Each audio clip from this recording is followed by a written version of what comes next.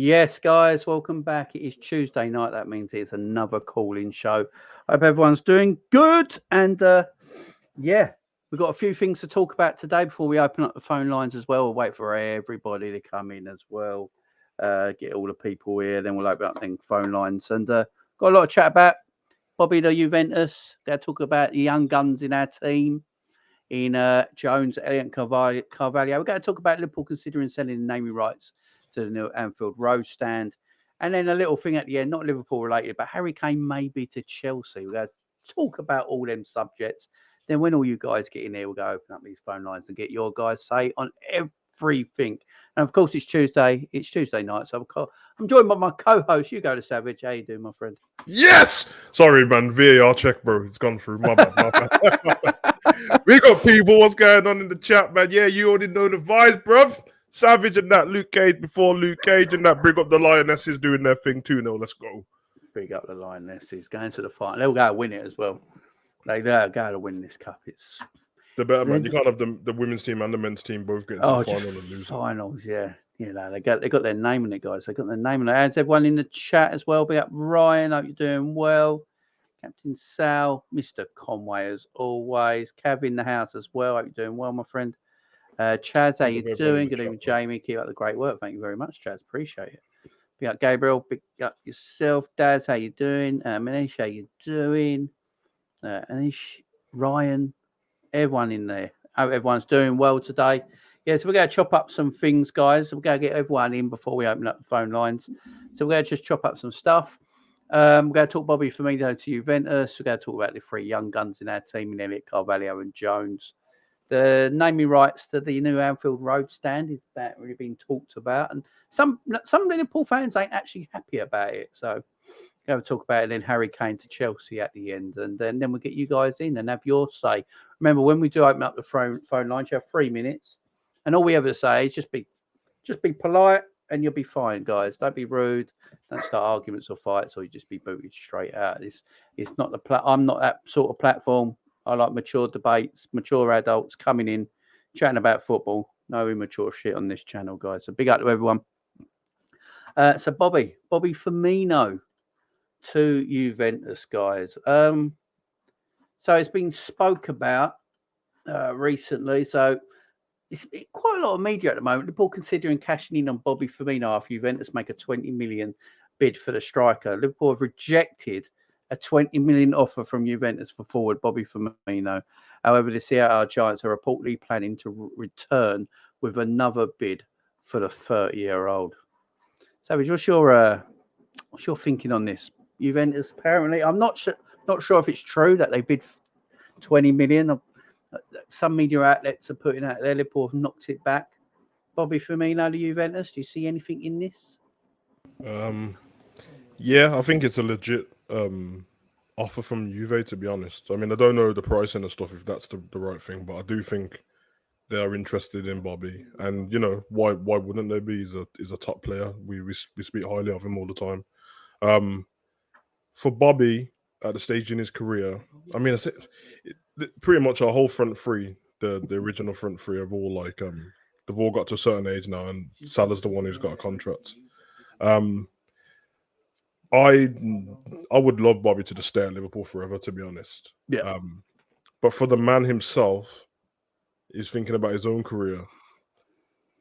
Klopp and whoever can give him assurances all they like, but he's not stupid. And he just watched Nunez get brought to play in the centre, which is the only place he plays, and Jota start ahead of him all of last season. I know Bobby was injured, but let's be honest, Jota was on fire. He would have started anyway. So it's either he looked happy to. I wouldn't say happy, but he was fine playing second fiddle because he loves the squad, and he just seems a happy guy. He looks like he wants everyone to do well and stuff. And I think if no one come in with an offer, I don't think Bobby would ever be bothered about leaving. But I think the fact that someone's shown interest, it's got to be. It's almost a compliment to him, innit? Because he's in his head, he's obviously going to believe that he's as good as he's always been. Whether everyone else believes it or not is a different thing. So I think the offer is what it is. I think he didn't sign a new contract, did he? No, not yet. Got a year left to go. Yeah, so it probably makes sense that they did the same thing with Mane's contract by Munich. I don't want him to go, man. But like I said, when it comes to our attackers and stuff like that, I think if he leaves, I don't even know if they'll replace him with the same kind of player. They'll either replace him with somebody who can play across the whole front three, or they'll just buy a midfielder and not even bother replace him. So it's going to be interesting. But I want to see Bobby stay, to be honest. Probably one of my favourite players, man. Yeah, I think you speak to all Liverpool fans, I think everyone loves Bobby Firmino. It is a lot of people's favourite. You know, I've always said it. He's Hendo's my favourite player at Liverpool, which people think's weird. I don't know why, but he's my favourite player. That's mine as well, man. Yeah, I love Hendo. I don't get why people diss it. But Bobby Firmino, there's something about Bobby, ain't there? His smile, the way he is, he's sort of like, he just seems I'd love to know him. He just seems like a great know him. He gives me the same vibes I had with Ronaldinho as a kid. The exact same. Yeah. Like it's watching somebody enjoy the sport while playing it like you would enjoy it. Like sometimes, obviously, everyone's taking it serious and trying to win, but he just seems to be having fun all the time. He never looks stressed out. No. And I like it, man. So even when he is stressed, you can't see it in his face, can you? No. That's what I love about him. That's what I love about Bobby. Before we get more into this, I've got to big up John Conway again. You know, I've just got to big up John Conway, the man, the myth, the legend. The legend, man. Has just gifted 5 Jamie Phillip football chats memberships in the live chat. No, this guy's is an absolute legend, man. He's a big up to John Conway, as always. It's always loved, John. Thank you very much, guys. So if you've not got a membership and you want to get a membership right now, guys, here's your chance. Here's your chance. Go and grab one of them 5 gifts that John Conway has put in the live chat, guys. Go and grab it. Big up John Conway, as always. And yeah, it's always love, John. Always love. Do appreciate it, my friend. I really do. So I was looking at Bobby's stats. We've done Bobby's stats before, and last season he only played 20 games in the Premier League. Got 5 goals and 4 assists. Also, that same season, last season, he played 7 games in the Champions League, believe it or not, and scored 5 goals in 7 games, which is quite mad if you think about it. That's mad. And so all in all, he got 10 goals last season in 27 games. Now, yeah, that was before he got injured, wasn't it? The goals. Yeah. That's when that ain't bad, because Bobby's not a goal scoring forward. That's not his job. No. Klopp said it to him before when Bobby was going through a bit, thinking about not getting goals and knocking on Klopp's door, and Klopp said, "I don't care if you don't score goals. That's not your job in the team. That's not your job in the team. So don't worry about it. And I just don't think Klopp wants to get rid of him. I still think Bobby can give us something this season. He can bring something off the bench that not a lot of other teams in the Premier League have got. I don't think anyone's got anyone like him to bring off. I think the only problem you have with Klopp and Bobby's relationship is that it's too good to the point where if Bobby just said, "Listen, Juve's come in for me," Klopp would want him. He'd want the best for him, and he would be honest with him on how much game time he thinks he's going to get and stuff like that as well. Yeah. Which is a good thing as a man, but as a footballer, you're like, you let's be honest. Most people want to sell their players a bit of a dream, so they stay in it. But once he's someone they're loyal, they won't do it. That's why the whole thing with him mentioning Taki constantly, whether he played him or not, I do believe Klopp actually likes these guys, and he does feel bad when he can't play them and stuff like that. But yeah, so I don't know, man. The Bobby thing's a bit weird. I want to ask you a question. It's for Bobby as well, but it's kind of surrounding the whole FSG thing and stuff like that. It's not nothing off you've said, but I've seen the fans always talking about, like, every time. Oh my God, we just missed the open goal. My bad. Every time fans mention people leaving, especially people in the end of their contracts, Bobby, Mane, them kind of players and stuff like that. And then we had the whole thing maybe 3 weeks ago when me and you seemed like we was defending FSG when we wasn't. We was just being realistic about stuff. Yeah. It's weird because the whole conversation was the Liverpool fans found out that FSG had money. and we've always had money to spend and all that stuff, and money should be no object in buying people. And if that's the case, then why, when people are in the end of their contract, all of a sudden people start talking about, well, if we get 20 for Bobby or 30 for Bobby and add it onto this, I'm like, why would it matter? Why would it matter if we've got the money? We got all that money. Why does it matter? Yeah. So I'm always thinking, like, if it was true how it was before with the buy to sell, and that was the only way everything was going to get done, then I 100% agree with everyone that's how you should think as a fan, and that we have to think about the money. But if everyone's saying that the buy to sell is not a real thing anymore and we've got money, then why does everyone keep speaking about the money like it's theirs? Like, oh, if we get 20 for Bobby, and we got this much for Taki, we add that together and then throw a 10 million on top, we can get Bellingham. No, it should just be, well, we keep Bobby if we want to keep him, and then we get Bellingham if we want to get him, if that's the case. So I just wanted to know, why do you think people are doing that, or is it just flip flopping? And I think just flip flops. Exactly. I don't get. I really don't get with this money situation. If you're saying, if we got all the money in the world and it's not a matter, then just let Bobby go for free, ain't it? Doesn't really. Can you imagine if really like bad, does it? Me and you've got kids, yeah. So imagine like, oh no, it's Christmas is coming up, or one of the kids' birthdays. My son's birthday was just, and then I'm telling him constantly, like, he found out that it's in my bank account. He's seen I got the big bucks, and then he asked me for a present and that, and I was like, well, sell the current Xbox you got, and some of them pop vinyls, them rare ones, sell them as well. Add that money together, and then I'll buy you a new computer. And he'll just be like, but Dad, you're rich. I don't. And I'm like, no, I said sell it. That's I don't get it. It's also like, as a kid, I think everyone used to look for their mum's purse as a kid. When you're little, right? It would grab your mum's or dad's purse. You look through it. And oh, my mum's got loads of money. And then you're like, in their purse, and you're like, and then you go, oh, Mum, can I borrow a tenner? And like, no, I've got no money. I'm skint. And it's like, what are you on about? I'm just looking at your purse. You've got shitloads of money. And they're like, firstly, backhand across the face. Why are you looking for my purse? And then that's true. And then secondly, you're like, because you don't realise it till you're older. You're like, you got cash, but you got all these bills to pay. Yeah, that's why you're skint. Yeah, that's exactly what I think. That's what you got to look at as in football club terms. Look, I hate all this. We generate so much money. We should spend like 400 million every summer. It doesn't make sense. Barcelona generate more money than we do for years, and they're in massive debt. All right, Jay, let's have it right, yeah. If some of the fans had it their own way, all the money we generate would go on players, and they wouldn't pay none of the canteen ladies, none of the cleaners, none of the people in the merch shop, nothing. The money goes everywhere. The football club is just not footballers. It's everything about the club. It's keeping the stadium going, the training grounds, the pitches, paying all. Do thousands of staff members, hundreds of, well, thousands probably work around Liverpool Football Club that you have to pay. Thousands. It's just, all the scouts around the world that don't see their family because they're scouting for Liverpool Football Club all year round in different countries, and you pay. Everything goes into the pot, and everyone has a bit of it. So the money we generate, as I keep saying, doesn't go. All right, we generated 500 million, so let's spend 300 million in summer. So we've got 200 million left over. We spent 300 million. So next season we ain't spending nothing, because by the way, all that money's got to go back. Does it? No business in the world does that. Not even does. When music record labels and that trying to sign a new act and that, they don't go, we're spending all the money what we generated before. All the money we got from Beyonce, next we're spending it on this new person. It doesn't work. And do you know how cheap it is to actually make an iPhone? Exactly. And how much they sell it for?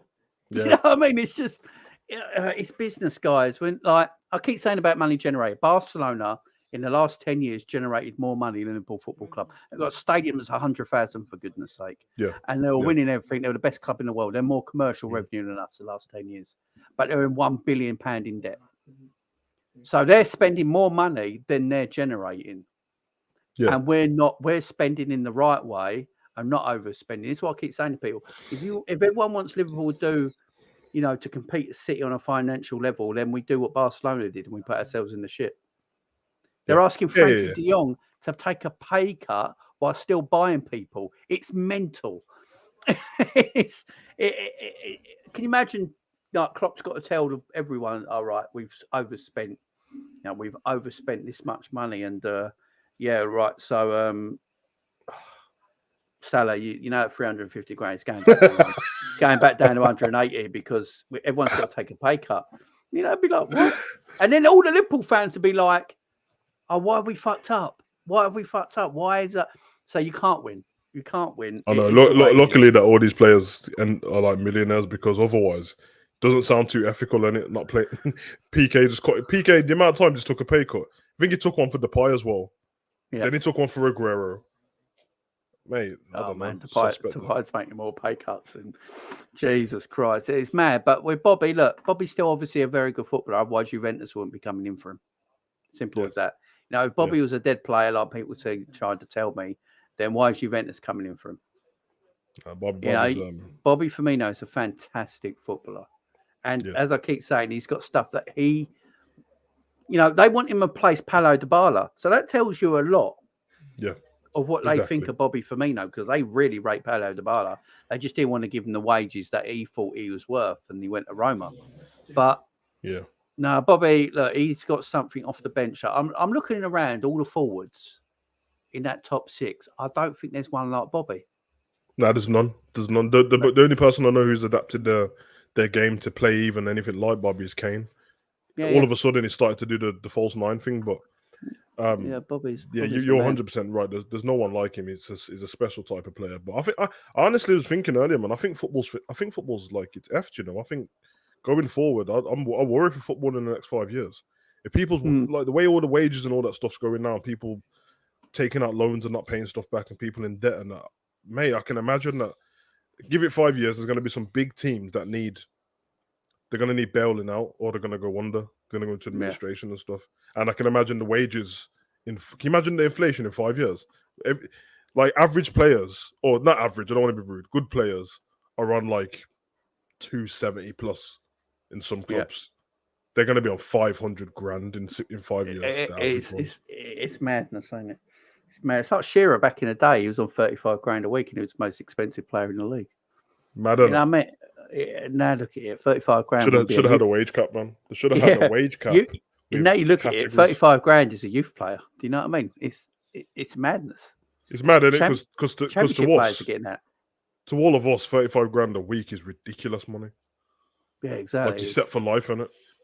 I'm never going to earn 35 grand a year. Do you know what I mean? It's absolute madness if you think about it, man. I think they should have had caps, and they should have had categories, like, for example, category A, category B, category C, and all this like that. Sort of player you are. So that way it's just set in stone, in it, before people start whinging. So obviously, at one point, Ronaldo and Messi would have been category A, and their set price would have been 350 or 400 or whatever. But it's never going to happen now. So because if you say you can't have a lifestyle on 400k a week, then you've got issues. Do you know what I mean? Big up Martin. Martin, it's been a long time, my friend. Hope you're doing well. Hi, Jamie. Long time no see. Sorry, busy summer with the kids, business and travel, but ready for the season. Big up to you, my friend. Big up Martin. Ilias says Raw was awful yesterday. I didn't think Raw was that bad. You know, I thought the pace in a Raw was better than it's been in weeks. Yeah, if I'm honest, the Roman Reigns stuff at the beginning was beautiful, by the way. Yeah, but if I'm honest, when I done my Raw review, I said it was terrible, but I didn't think it was terrible in terms of what was actually going on. It was more in the fact that I knew it was the same stuff, but it was all right. You know what I mean? Yeah, I didn't mind it. I thought it was all right. Like, I think people think it's going to happen overnight. It's not. It's ridiculous, man. It's going to take a while. Shut down all of them people today, man, with all of that. It's going to take time. These lot think that Triple H got a text message and then got a limo into the building, ripped everything up. Mate, if he's got any sense about him, first of all, the man had a heart attack not long ago. If you've got any sense about him, he'll go, okay, everything leading up to SmackDown stays. I mean, up until SummerSlam. And then after SummerSlam, week by week, I'll start implementing a few things, little by little. But anyway, forget wrestling, man. You know Martin, who just spoke, where's he from? Because his name had a few, like... He might be Danish. Yes, I thought that. That's what I was thinking. Danish, ain't it? Martin, you Danish? Yeah. Let us know, man. Let us know. Danish, probably Danish anyway. Or Norwegian. Yeah, some Vikings. It could be Norwegian. I've called him Danish. Anyway, that's the word. Oh, listen, man. They all love each other anyway, man. They're all Vikings, bros. Yeah, they're all Vikings. You've seen Haaland. He's massive. It's ridiculous. Yeah. Fact. Bobby leaving would hurt, Matt. Yeah, but I mean, definitely. I don't want him going nowhere. Maybe I'm naive, but Bobby just looks so happy at Liverpool. I think Bobby is. I think Bobby, if you sat him down and just literally told you the truth, I think he will retire at Liverpool Football Club. I really do. I don't think his kids. I think he said his daughter sounds Scouse because she was born in Liverpool. Is it 3-0? Oh, Rousseau with the back heel, Meg. Let's go, ladies. Let's go. Yeah. 3-0. There you go. Savage with the reaction there. Come on, man. I loved it in the most out of Salah and Mane, but now obviously it's Salah. Yeah, well, it's Mo, ain't it? I mean, yeah, most people didn't they? Most people love Bobby out of the front three. I love Bobby. Still do. Yeah, Still he's do. a G, man. Big up, Chris. I'm doing grand, my man. Doing grand. Big up, Stubbsy as well. Is it over 1K? Big up, Stubbsy. Yeah, big up, guys. Just thought I'd quickly say hi. Just wanted to say thanks for your support today after the sad news I had. You had sad news today, Stubbsy?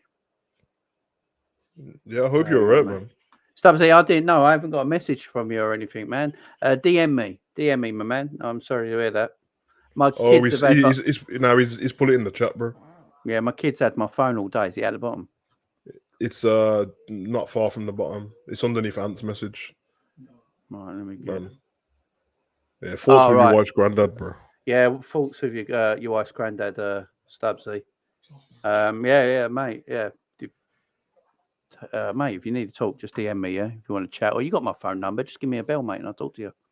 But, obviously wait a couple of hours because I'm doing this. But, call me, man, if you need to. Always here for you. Big up One Touch as well. How you doing, my friend? Hope you're doing well. Big Arsenal fan. We just had a bit of to do on Munzie's channel, but big up my friend. Hope you're doing well. Yeah, so Bobby Firmino, for me, guys, not going anywhere. And, I just don't see the point. And if we sell him, so if Bobby gets sold, we sell him for like 25 mil, 26 mil. That's what Liverpool probably go look at. Then there's no point buying a number 9 false 9 replacement because you've got Jota and Darwin. So there's no point doing that. There's no point buying a left winger because you've got Carvalho and Diaz. So the only position is the right-hand side. And we're not going to buy a midfielder when we've got too many midfielders as it is, as Klopp already said. So you're looking then at the right-hand side of the attack. And I've said this so many times. I don't know who you buy to sit in that right-hand side right now because... Traore. Yeah, someone like Traore, it would be perfect because he sat at the bench of Wolves. It weren't like it bothered Exactly, bro. So, exactly. If you've got a Traore, and I'll tell you what, people laugh about Traore, but I'll tell you what, if you have him for 20 minutes as an impact sub with his power and pace, scary. Yeah, I know, I get what everyone says about it, all this end product and all that stuff, but let's be honest, when he plays against us, everybody hates it. Yeah, he's powerful. Everybody absolutely hates it. No, I'll tell you what, 20 minutes of him just running at players and beasting up. And I don't think there's anyone else who's as effective in terms of coming off the bench, who we can get for whatever price they want to get him for, if there was going to replace Bobby. And yeah, the fact that what you said, sitting on the bench, because he'll come in his mindset will be, I'm here to try and push Salah, which is what you want. But the realism of it is he's not going to. But again, with all the cups and stuff that we're in, I mean, we're Liverpool, man. Like, if give it Man City in it, so we're the second best club in England right now, and we have been for however long. So we're gonna be in these cups every season and get to latter stages. That's a great person to have on your team with the rest of the experience we've got. That's what I think, anyway, man. I think people are getting like snobby in football and stuff, innit? You know what I mean? He's not perfect, but he can definitely do something. Yeah. Totally. I mean, no, Traore would be just his power and pace. Look, 20-minute spells. He'd actually played quite a few games. 20-minute spells. You got the cup games and all that, because all this shit about rotation does my tits in. It really does. I'm sick of hearing it. Jamie's been having nightmares about that word. Rotating. It does my nothing. You rotate certain players in your squad, but you don't rotate your best players. It's never happened and it never will. Thierry Henry was never rotated in his best time at Arsenal. If One Touch is still in here, big up my friend here, tell you. Thierry Henry played games. Arsene Wenger went, right, we got thingy today. I'm going to give Henry a rest and play George Ware's cousin.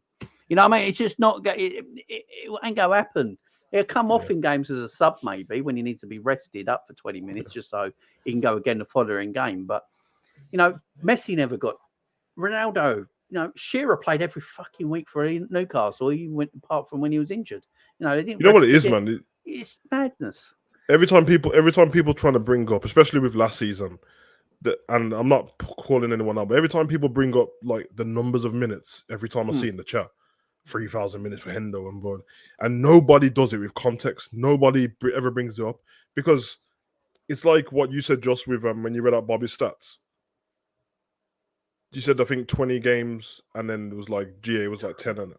Yeah, 10 goals, and he had So what it will do assists. is some people will be like, well, that means he didn't do anything for the rest. But there's no context in the stats because when you watch the games, you realize that the other 10 games, he didn't start them all. But the stats will just say that he played. So it's like when people are talking about rotation, the stats should show probably most seasons for Salah that he's played 36 out of 38 games at least. Probably all of them. But then there's no context to the minutes because if we're winning 4-0, he doesn't need to stay on the pitch. So you come off for 20 minutes, innit? Come off for half an hour. And I think that's where people go wrong with it. People always, can't believe this person played this many minutes. I'm like, yeah, but where were the minutes?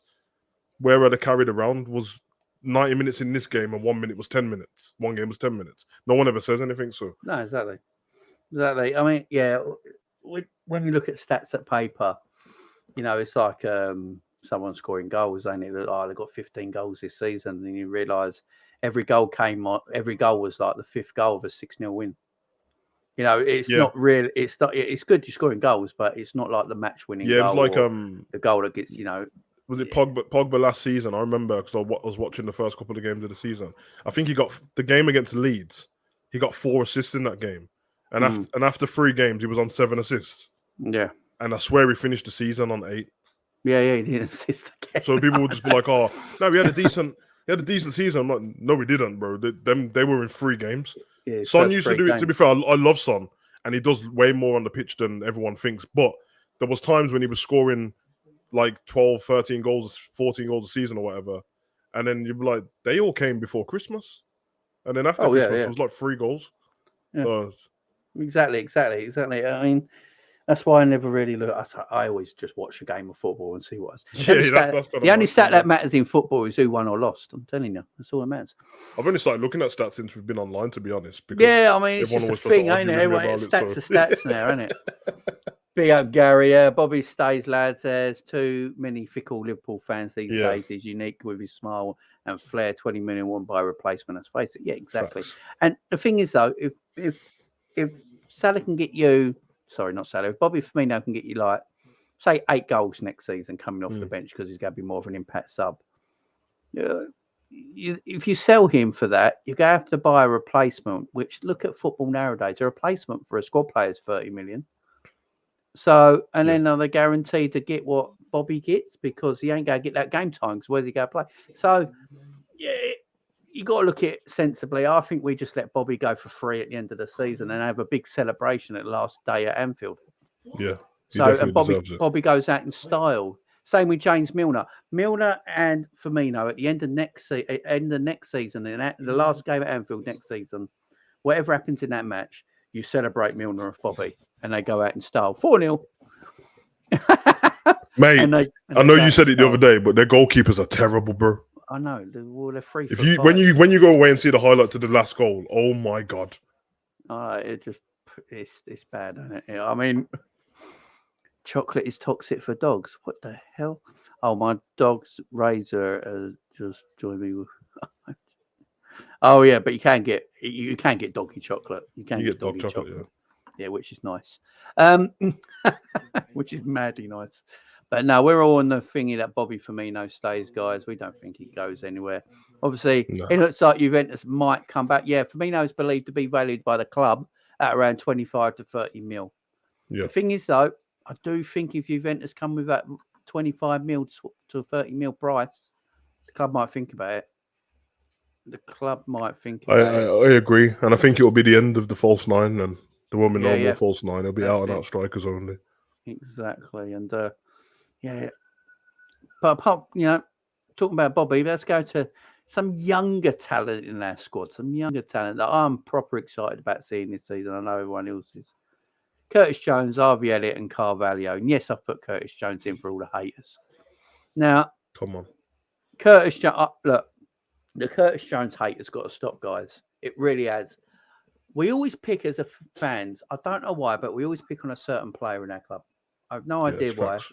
We go to someone and we don't even watch them play half the time, right? Curtis Jones could get picked in the team tomorrow, yeah, in the start in the midfield, and I can guarantee you, everyone will be like, "Oh, Curtis Jones playing, game over. Why is Curtis Jones playing?" And they don't watch the game, and they won't watch the game, and they come back later. You've won 2-1, and people will be, "Oh, that's because Curtis played. Probably could have won 4 or 5." Yeah, people just pick a player to hate, and because they hate them and don't like them, they won't watch them properly, if that makes sense. Yeah, because they've got that thing in their head already. Oh, I don't like Curtis. I was just going to say that. I didn't like Stranger Things, yeah. So I watched the last 3 episodes, and I was like, respect. And then I was like, so I watched Stranger Things because I did in my head. I don't like them. I didn't like Stranger Things, yeah, because it's science fiction is stupid, right? And then I sat there and watched. Jamie, respect Stranger Things, man. This is not the time, bro. I'm going to get so much hate. And then I watched Stranger Things, and I was like, I didn't really like that episode, right? Because I had it in my head that I don't like it. But then I watched the next one, and it's like, do you know what? It's actually really good. It's a good, fun TV show, and it's good, really good show, good acting. The kids are good in it, really good stuff. Yeah, it's Star Wars meets Fire. It's Star Wars first. It meets Silent Hill, but it's still really good. And that's what I'm saying about Curtis Jones. People hate Curtis Jones, so they don't watch Curtis Jones properly. Curtis Jones is a very good footballer. It's the stigma in it. I think Curtis Jones is a perfect example of that. I mentioned it a few times that the stigma is he holds on to the ball for too long. So without even giving him a chance, automatically, whatever game he holds on the ball for too long, and they start looking out for that. I can imagine if somebody missed the Liverpool game, but only caught the last 10 minutes, and then we done a player rating, that same person would be like, "Yeah, Jones didn't have a good game. He holds on to the ball for too long." I'm like, bro, today he didn't play like that. I think that happened when you was doing the watch along the other day, pre-season. I mean, you was like, "Oh, he played pretty well, man," and it was like, "No, he's just holding on to the ball." I'm like, "What are you talking about?" I've seen it with Naby as well. Like when Naby decides to play a good game and that, people are still saying the same stuff that they were before. And I'm like, just judge him on the game you just saw, and he didn't play bad. So I don't know. It's mad. I like Curtis Jones. Can I just say, I don't know what's wrong with Curtis Jones just being a good squad player. Yeah, they want him to be world class. I just don't get it. Why does Curtis Jones have to be like Stevie or a Phil Foden? Why can't he just be a good squad player for Liverpool Football Club? What's completely wrong with that? Because we're on about needing squad depth and quality. Now, Curtis Jones is quality. He's a Premier League footballer. If Curtis Jones left Liverpool and went to another English side in the Premier League, he'd probably play for him. He's a Premier League footballer, and he's just a good. Look, if he went to Aston Villa, he'd start in Aston Villa's midfield, right? It would. Aston Villa ain't a dead football team. They're a decent side. Curtis Jones can just be a good squad player for Liverpool. Coming off the bench, he can do bits. He's got technical ability. He has got flair. He can run with the ball. He's got an eye for a pass. We know he can score a goal. He doesn't mind a shot. Now, we've always said we think he plays within himself a little bit because he's worried about maybe losing the ball and giving the ball away and things like that. Once that goes and he has more game time, because I think this season with the 5 sub rule, he'll play a lot of football. I think he'll play a lot. The weird thing is that you never hear it's never rival fans talking bad about Curtis. It's our fans. Yeah, I know, it's mad. They leave him alone. It's like I said, man. This stigma thing's weird, bro. Because the perfect example is Darwin, innit? He hasn't even played a competitive game for Liverpool yet. But everyone was already saying the same things just off other people. So there was the first touch thing, which is weird to say because the only time that most people seen him play was against us, and he kept scoring past Alisson. So I don't understand where that come from. He's finishing again. The last game you saw him play was against Alisson, and he buried him with a great goal, by the way. And then 2 of the goals were offside, just put VAR. So, and then it's is the Uruguayan Andy Carroll? Okay, it's not an original joke, is it? One person said it, and everyone just, you know what? He is original Andy Carroll. No, just stop it. I hate that. Support our players, man. There are players with our team. I'll tell you what, when Nunez, I've got a video coming out tomorrow afternoon who's going to be the top goal scorer. I've got all the main strikers and Mo Salah because everyone keeps forgetting about Mo. It's mad. So I've got a video coming out about that tomorrow, but I think people are going to be shocked how many goals Darwin Nunez is going to score next season. The man's a clinical finisher. He's a number 9. He's a goal. He scores goals. This is what he does. And we create as many chances than any other team in Europe, for goodness sake, for goals. So he's got to get goals. If Darwin Nunez scores 20 goals in all comps next season, the apologies, my God. Even from Liverpool fans, the Liverpool fans who don't want Darwin, I don't get it. I don't get it. They go on about, I'd rather have Alvarez from City instead of Darwin Nunez. It's like, have you watched Alvarez play? Because I'm telling you right now, you have not watched South American football, because that's when you go to bed. So can we stop? They will not be apologising at all, bro. I know South American football comes on 4 o'clock in the morning, Channel 5. You know the vibes, bro. But yeah, you know, they won't apologise. What will happen is they'll all buy Darwin t-shirts and tell you, I told you that he was going to bang that many goals. And then the other half will just still complain about him. They're like, well, he banged 20 goals, but he still didn't look good on the eye, which is what they did with Jota, by the way. Yeah, still the ones who Jota scored 20 goals, but on the eye, he doesn't look for mate. Take away Jota's 20 goals from the team and see what happens to the league, bro. Exactly. See what happens to the league. See what happens to the League Cup. This was. I know I'm going off topic a little bit. I'll get back onto it. But why you're saying this, it gets on my nerves. I see it today as well. People. I looked at a stream today, and and I was getting. It was angering me, right? When Gun Ben comes in here, he probably knows what I'm on about. But it was never a foul. Big up, never a foul over there. By the way. Oh, yeah, they were live earlier, isn't it? Yeah, big up, Cass, and never a foul and all that. But there was this geezer Mo on it, right? Oh my God. Apparently, right, he was dissing Jota and Darwin Nunez, and he said quality strikers nowadays have to do 20-yard runs and stuff like that and beat a man and score goals that way. That's the way quality strikers are now. What team does he support?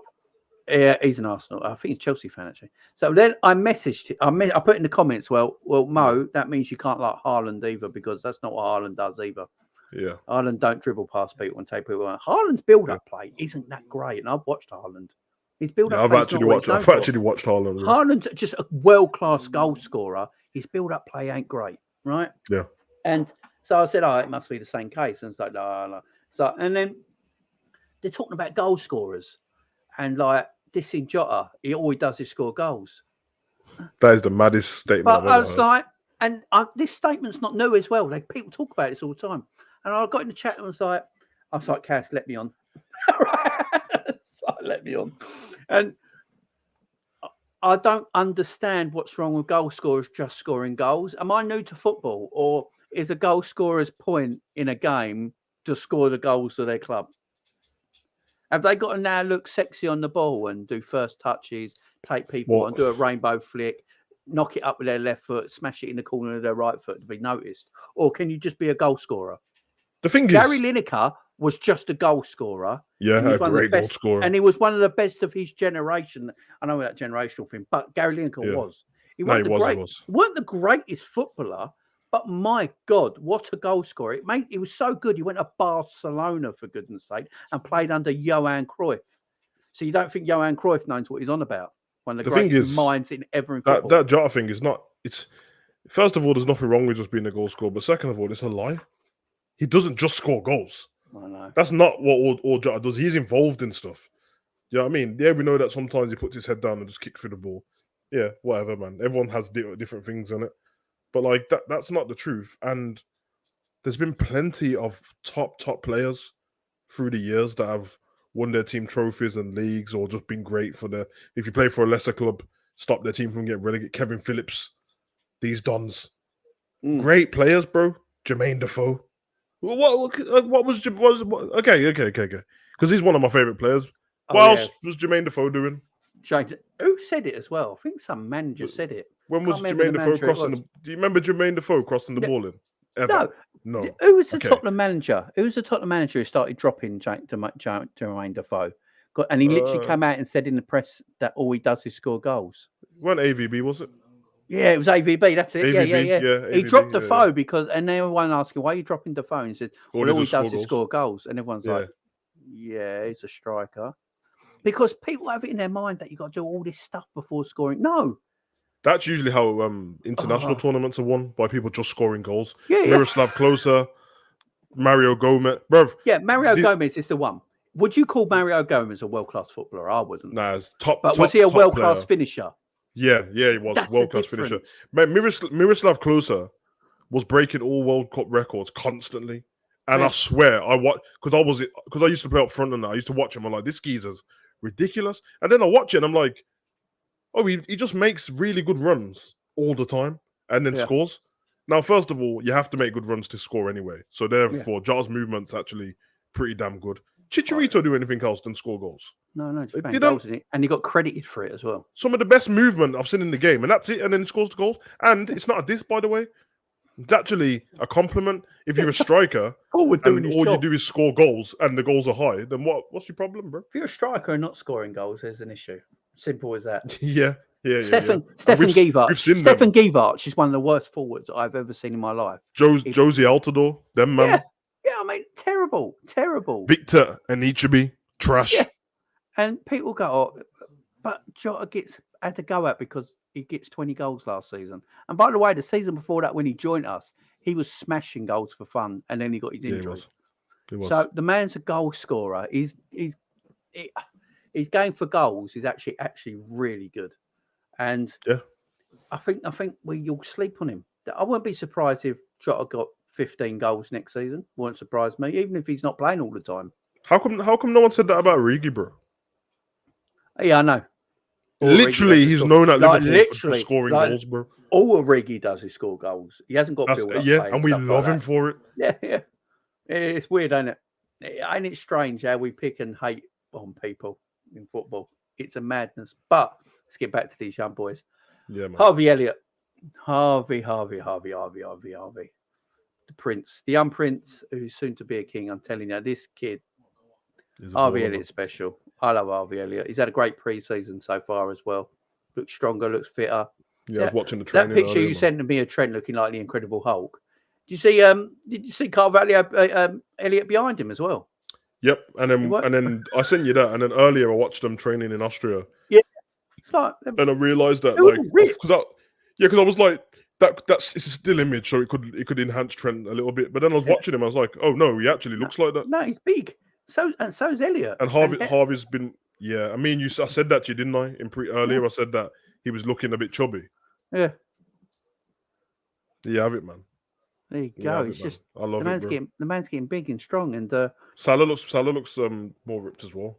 They all look ripped. You see, fucking the one that got me was Darwin Nunez. Jesus Christ Almighty. It's the inhaler, man.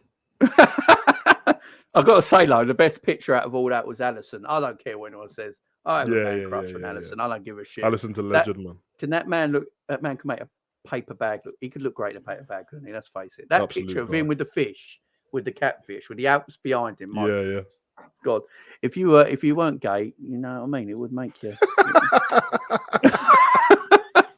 That man's ridiculous. You know what I'm saying? But Harvey Elliott, I think he's going to be superb this season. I think he's going to play a lot of football. Do you know what I love about Harvey Elliott? This is what I love about Harvey Elliott. He's improving Hendo's game. Yep. I've seen it already in pre-season. I had this talk about this the other day on my channel as well.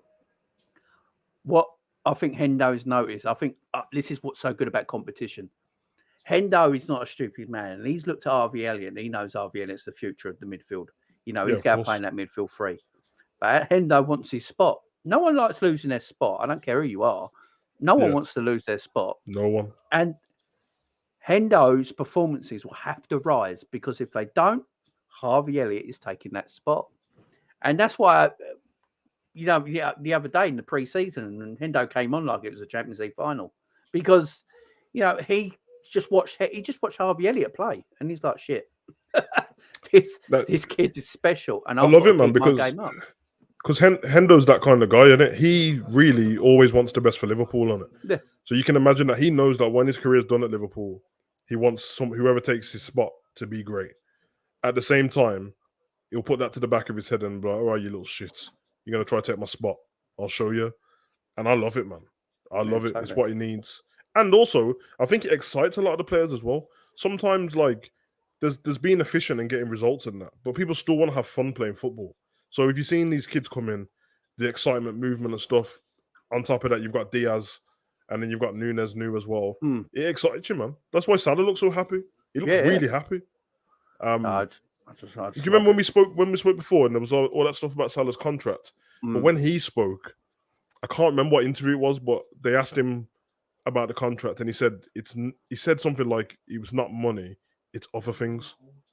He wanted reassurance of something, and we didn't know what it was. And to this day, we don't know. No, I never. And I was thinking at the time that it's either the length of his contract, and on top of that, he probably wants to know where the club's moving. Like, are we signing any players down the line? Is Klopp staying? I think it was loads of things in it.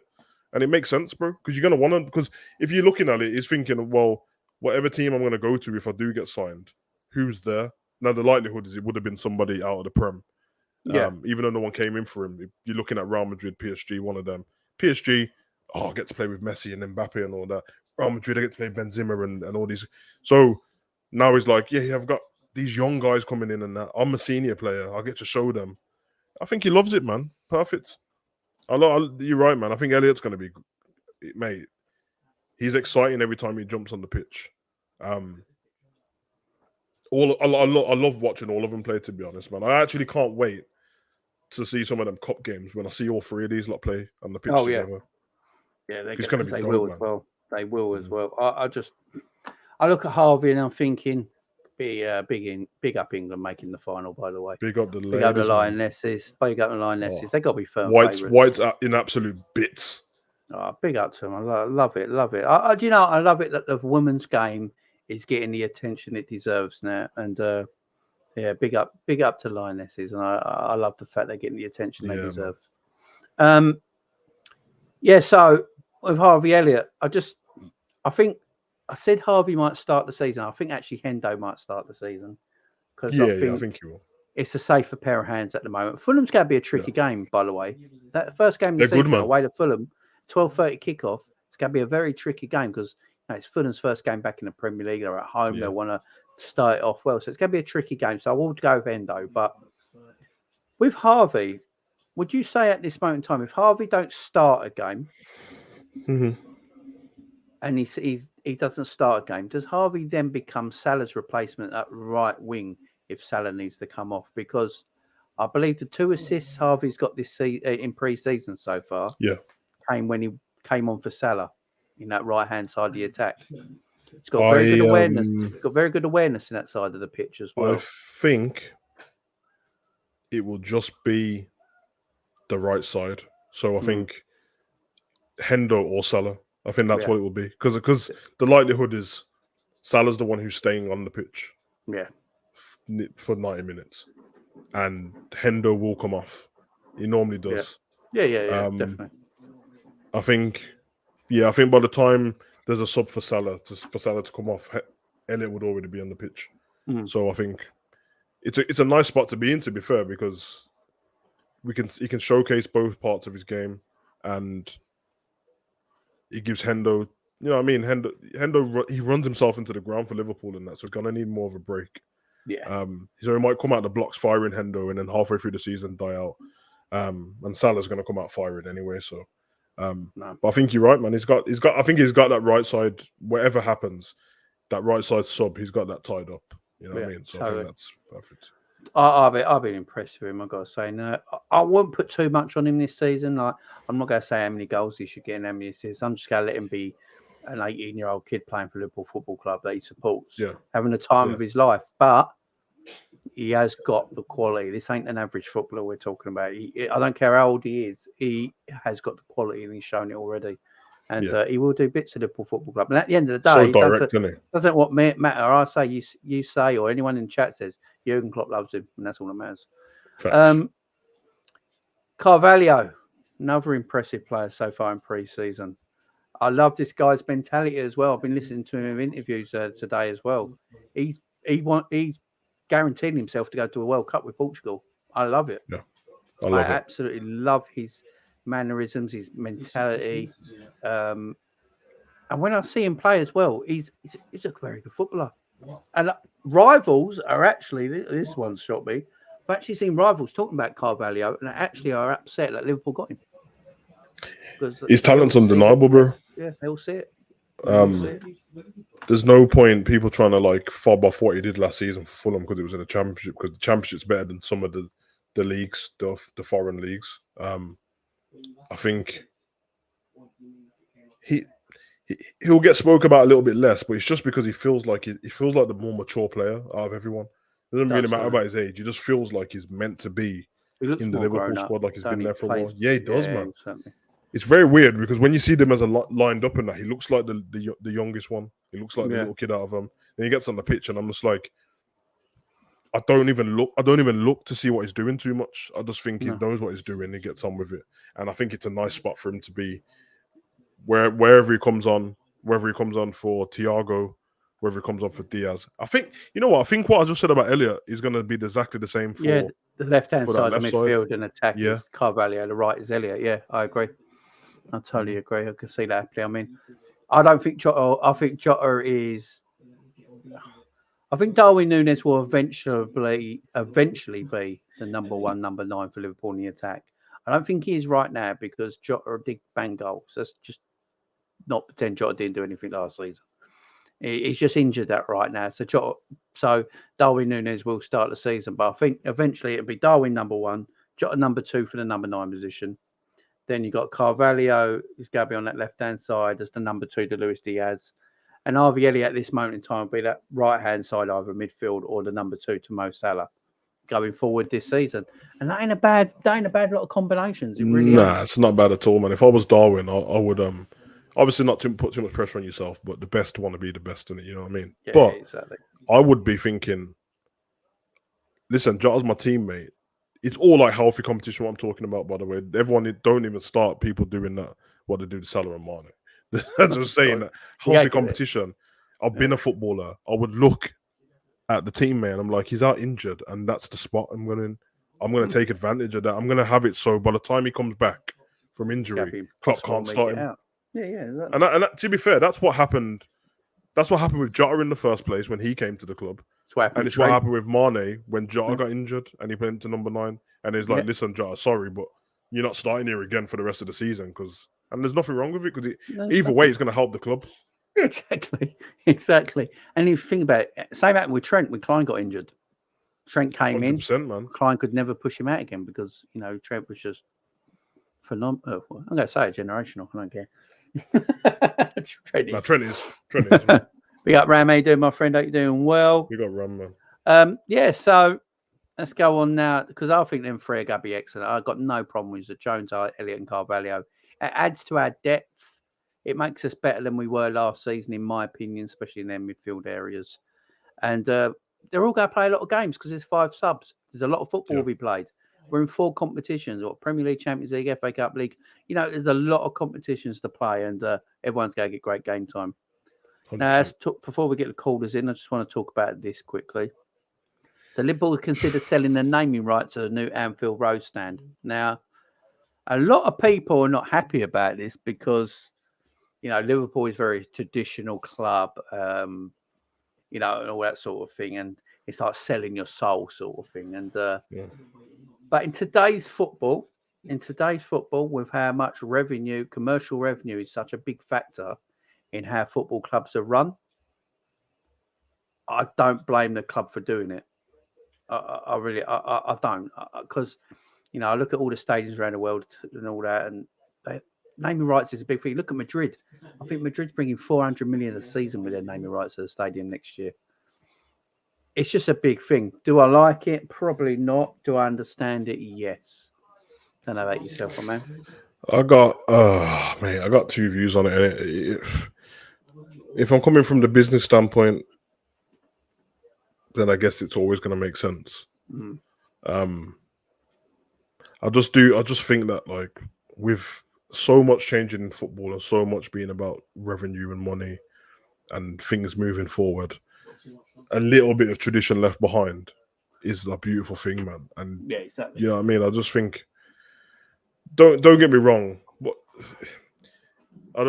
it's not like everyone is all excited about the fact that it's called Anfield Road Stand. Like, when you go to the stadium, no one really cares. But at the same time, I don't know, because if they're going to end up naming it like the Crypto Stand or something like that, it's a bit it don't sound right, does it? Don't get me wrong, like I'm not the guy to like flipping. I would like if Spirit of Shankly or something was doing a protest on it, I probably wouldn't join the protest because I wouldn't see it as something. If it was the stadium name, that would be a different thing. Yeah. But if it's one stand, then I probably wouldn't go all out to protest it. But at the same time, I'm like a bit of tradition left behind. Yeah, I mean, there's not just us younger fans and that. There's older fans who have been around for that tradition in the first place. Just leave something. Yeah, see, Spirit of Shankly, just leave something behind. Why don't you call it the Spirit of Shankly? I mean, that would be dope. Yeah, I mean, I can understand why Liverpool fan. I'm not happy with it. I don't really want to come away from tradition. I don't think in football there's anything wrong with sentiment and tradition. It's what makes your club. It really does. Yeah. Sentiment and tradition makes your club, and Liverpool are very much like that. And I don't see a problem with it. Now, the stadium is not obviously the stadium's Anfield. It'll never be anything different. The main stands, the new main stands, the main stand. You got the Kenny Dalglish stand, which I really like. Is under arguably our greatest ever player. You know, one of the best players ever Liverpool Football Club have ever had. Stands named after him, like it should be. And the Anfield Road end is the Anfield Road end. That's what everyone knows it as. You know, it's the Anfield Road end, and we don't care what. That's what it's called. To call it like to sell it up and go right. We're going to make a lot of money on this stand by giving it a name, like a sponsor coming in, like Spotify or the Spotify stand or the Nike stand or what the standard chartered stand, which I think would be the one. It sounds. Which I think would be the one. And he's going to have the badge on there as well. The chartered badge on there. Yeah, it'd have to have the sponsor's badge on there to make the money, wouldn't it? So. Or it'd be I could see it being a standard chart. I really could. The thing is, or the Colesberg stand. But I know loads of people have done it, and I'm used to seeing Americans. This is what I'm thinking, man. I'm used to seeing Americans do it, and the thing is, people can't compare it to the American stuff because the American stuff are already named after sponsors. Yeah, like they're not called like. I don't know, the San Diego West Coast wing and stuff like that. It's already named, like, they changed the Staples Center from the Staples Center. Yeah. But Staples is a shop in it. We all used to go Staples. It sells stationery. So they changed it from Staples to the Crypto Arena. And obviously we're wrestling fans, so you see every arena they go to is named after some kind of sponsor. The Mercedes Arena. You know what I mean? The Dunkin' Donuts Stadium. That's my favorite. Exactly, man. So I'm used to that from there America. You go, look, he's got a Dunkin' Donuts stand. You see what I'm saying, bro? And it's just an American thing, but in England, where has it happened? I know they did it. Mike Ashley tried to do it at Newcastle. Yeah, they named it after his own fucking shop, didn't he? Yeah. And they weren't having it. Obviously the Emirates, but the Emirates was a brand new stadium. It wasn't. They didn't change Highbury into the Emirates. No. They bought a stadium and changed it. That's totally different, isn't it? Yeah. Like Upton Park, I didn't realise that Upton Park hasn't been called Upton Park for like years and years and years. It's always been the Boy or whatever it was called stadium. Yeah. But everyone that's because the fans won't call it. Everyone called it Upton Park because it's Upton Park. But in reality, it hasn't been actually named Upton Park for like 20 years or something like that, which I didn't realise. Which is it's because the fans would refuse to call it whatever. Like when Newcastle was called Sports Direct Arena, it only used to come on Match of the Day and Sky Sports at the bottom of the screen. But like I've never heard a Newcastle fan call it that in my life. Yeah, that's it. The bowling ground. It's been the bowling ground for decades, apparently. Decades, man. Yeah, like it was still St James's Park, weren't it? Because even the Etihad's like that as well, isn't it? Yeah. And you look at some of the stadiums. So obviously, we all know Barcelona have done a massive deal with Spotify, and it's going to be called the Spotify Stadium, which is shit. It's the Nou Camp. And by the way, we don't even say it properly in England. You go to Spain, they say it completely different to what we do. But it's the Nou Camp, yeah. That is the legendary. It's one of the most legendary stadiums in the world, not just football, anywhere. No, and it's the Nou Camp. But now it's going to be called the Spotify Stadium. That is just jank. All to make a few quid. Do I want the Anfield Road end to be called the Standard Chartered end, or the Colesberg end, or the Dunkin' Donuts end, or whatever company they get? Because at the end of the day, look, Liverpool will be able to make money off this. Liverpool is such a big club. Make massive revenue. Liverpool take this to any company in the world, ask them to sponsor it, they'll do it. there'd be a Yeah, bidding war for exactly. it as well because it's massive. You know, having their, you know, imagine a company having their branding on a stadium that is seen by It's huge, bro. hundreds and hundreds of millions of people around the world. They'd be up for it easy. Just the Tesco in, someone just. That's what I'm saying, bro. See how ridiculous it sounds, bro. The flipping Sainsbury's Arena and that, bro. It's just stupid. It's the Anfield. I want to keep the Ronald McDonald in, the Coca-Cola end. It just be. No one will call it though. They'll just call it the Anfield Road end. Just save that thing until you're gonna name after Steven Gerrard. Otherwise, from that, just leave it alone. Just call it a Gerrard, not the the Klopp end. Yeah, the Klopp end. That just goes so well. It's a madness. I don't understand it. I understand from a point of view of business. It's the world we live in now. Everything's advertised. Everything's advertised. Even if you take adverts off and monetization off your YouTube channels, YouTube still advertises your channel. Yeah, the scumbags, man. They just throw them on there. Even if you take it off, like you put them, like people, like something you're a mid-roll on your channel. That came in about 6 months ago, man. That did. Yeah, and they still put it on. It's just advertising is everything in the world now. Commercial revenue is the biggest thing you can have if you're a product or anything like that. You get your commercial revenue at highest. It's where you make your money. That's where everyone looks to make their money now. City did it. Arsenal did it. He had Bayern Munich with Allianz. Allianz is a German company. Yeah. That's sponsored their stadium. It's a weird one, man. Listen, whoever agrees with it, that's up to you, innit? I just can't do it, man. I think it might be just the way I am is the reason why I don't want it. You know what I mean? So maybe it's a selfish reason. I just don't get, like, I wouldn't just do anything for money if I just didn't agree with it.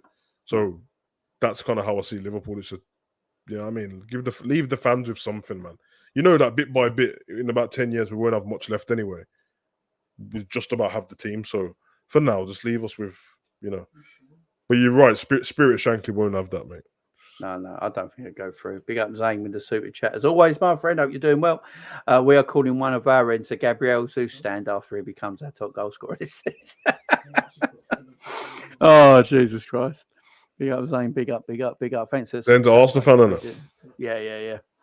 Listen, I'm happy that you're happy, but you've only seen pre-season, bro. Let's relax, man. Yeah, I'll keep saying that. I'll keep doing. But guys, the Iron Brewing for Robbo. YouTube is just trying to push everyone to pay for premium. To be fair, yeah, that's true. I pay for premium because I can't stand adverts. But it's hard, isn't it, Jay? The fact that you do YouTube and you hate the adverts yourself. Yeah. Fact is, though, when you monetize, you shouldn't have to pay for premium. I'm going to tell you that right now, YouTube. That's what I think. You're monetized. They always give me stupid adverts. I have my own YouTube channel that's monetized that I can make money off. Why do I have to buy premium? Yeah, man. I don't even like the adverts to direct towards me, man. Sometimes they give me certain adverts and that, and I'm like, bro, why is this on my algorithm? I don't look at any of this stuff. Like, if they give me one more Jerusalem advert, bro, I'm elbow dropping someone. Just leave me alone, man. It's something they've heard you talk about because let's face it, everyone listens to everything. Man, I never mentioned Jerusalem in my life, bro. In school, maybe. Did you sing it? You must have sung. Yeah. There's a big song still. The big song that was. A great song, by the way, Jerusalem. It's just showing all the scenes of all the fans at Box Park and stuff like that. It's a beautiful thing, man. Oh, watching the women's game. Yeah. Big up to Lionesses. I'm glad they're getting their support. They so deserve it after a long time. But don't start putting the women and men's game as thingy. People don't do that. Just enjoy what you're seeing, because I don't want to hear that. I don't want to see Lucy Bronze can now play for Chelsea's men's team or something like that. Stop doing. Don't do that. There's levels to this game, bro. Don't do that. Don't be silly. But enjoy what you're seeing, because what you're seeing is fantastic for their game. Don't start. I feel the same, man. They've done the same thing in tennis, man. They tried to say this thing. I was like, you do not want. Yeah, you don't want this. I know Serena is an elite level tennis player. She wouldn't. But don't be putting her against like. Don't be trying to put her against like flipping number 30 in the world men's, because you'll smoke her. So just leave it. Just let them be. Just let everyone be where they are in the world. Yeah. If someone's dominating their area of their game, let them dominate their area. Nothing has to merge. It's just stupid. But let the women do what they're doing. I'm glad, and I hope the women get paid as well. Pay the women, guys. Pay the women. So Liverpool Chief Yeah. Executive Billy Hogan says the club will consider selling the naming rights to the new Anfield Road stand in a break from tradition. Liverpool currently redeveloping the iconic stadium by rebuilding the Anfield Road stand, situated opposite the end of the pitch to the Kop. The 80 million expansion, which is on course to be completed at the start of next season, is set to add an extra 7,000 seats to Anfield, taking the overall capacity to 61,000. It will be the second major redevelopment of the stadium in recent years, following the construction of the main stand in 2017. Hogan has confirmed Liverpool would be open to selling the naming rights to the new stand if the club receives a suitable offer. It's certainly something we'll consider, he told The Athletic. We didn't for the main stand, but we may for the Anfield Road end.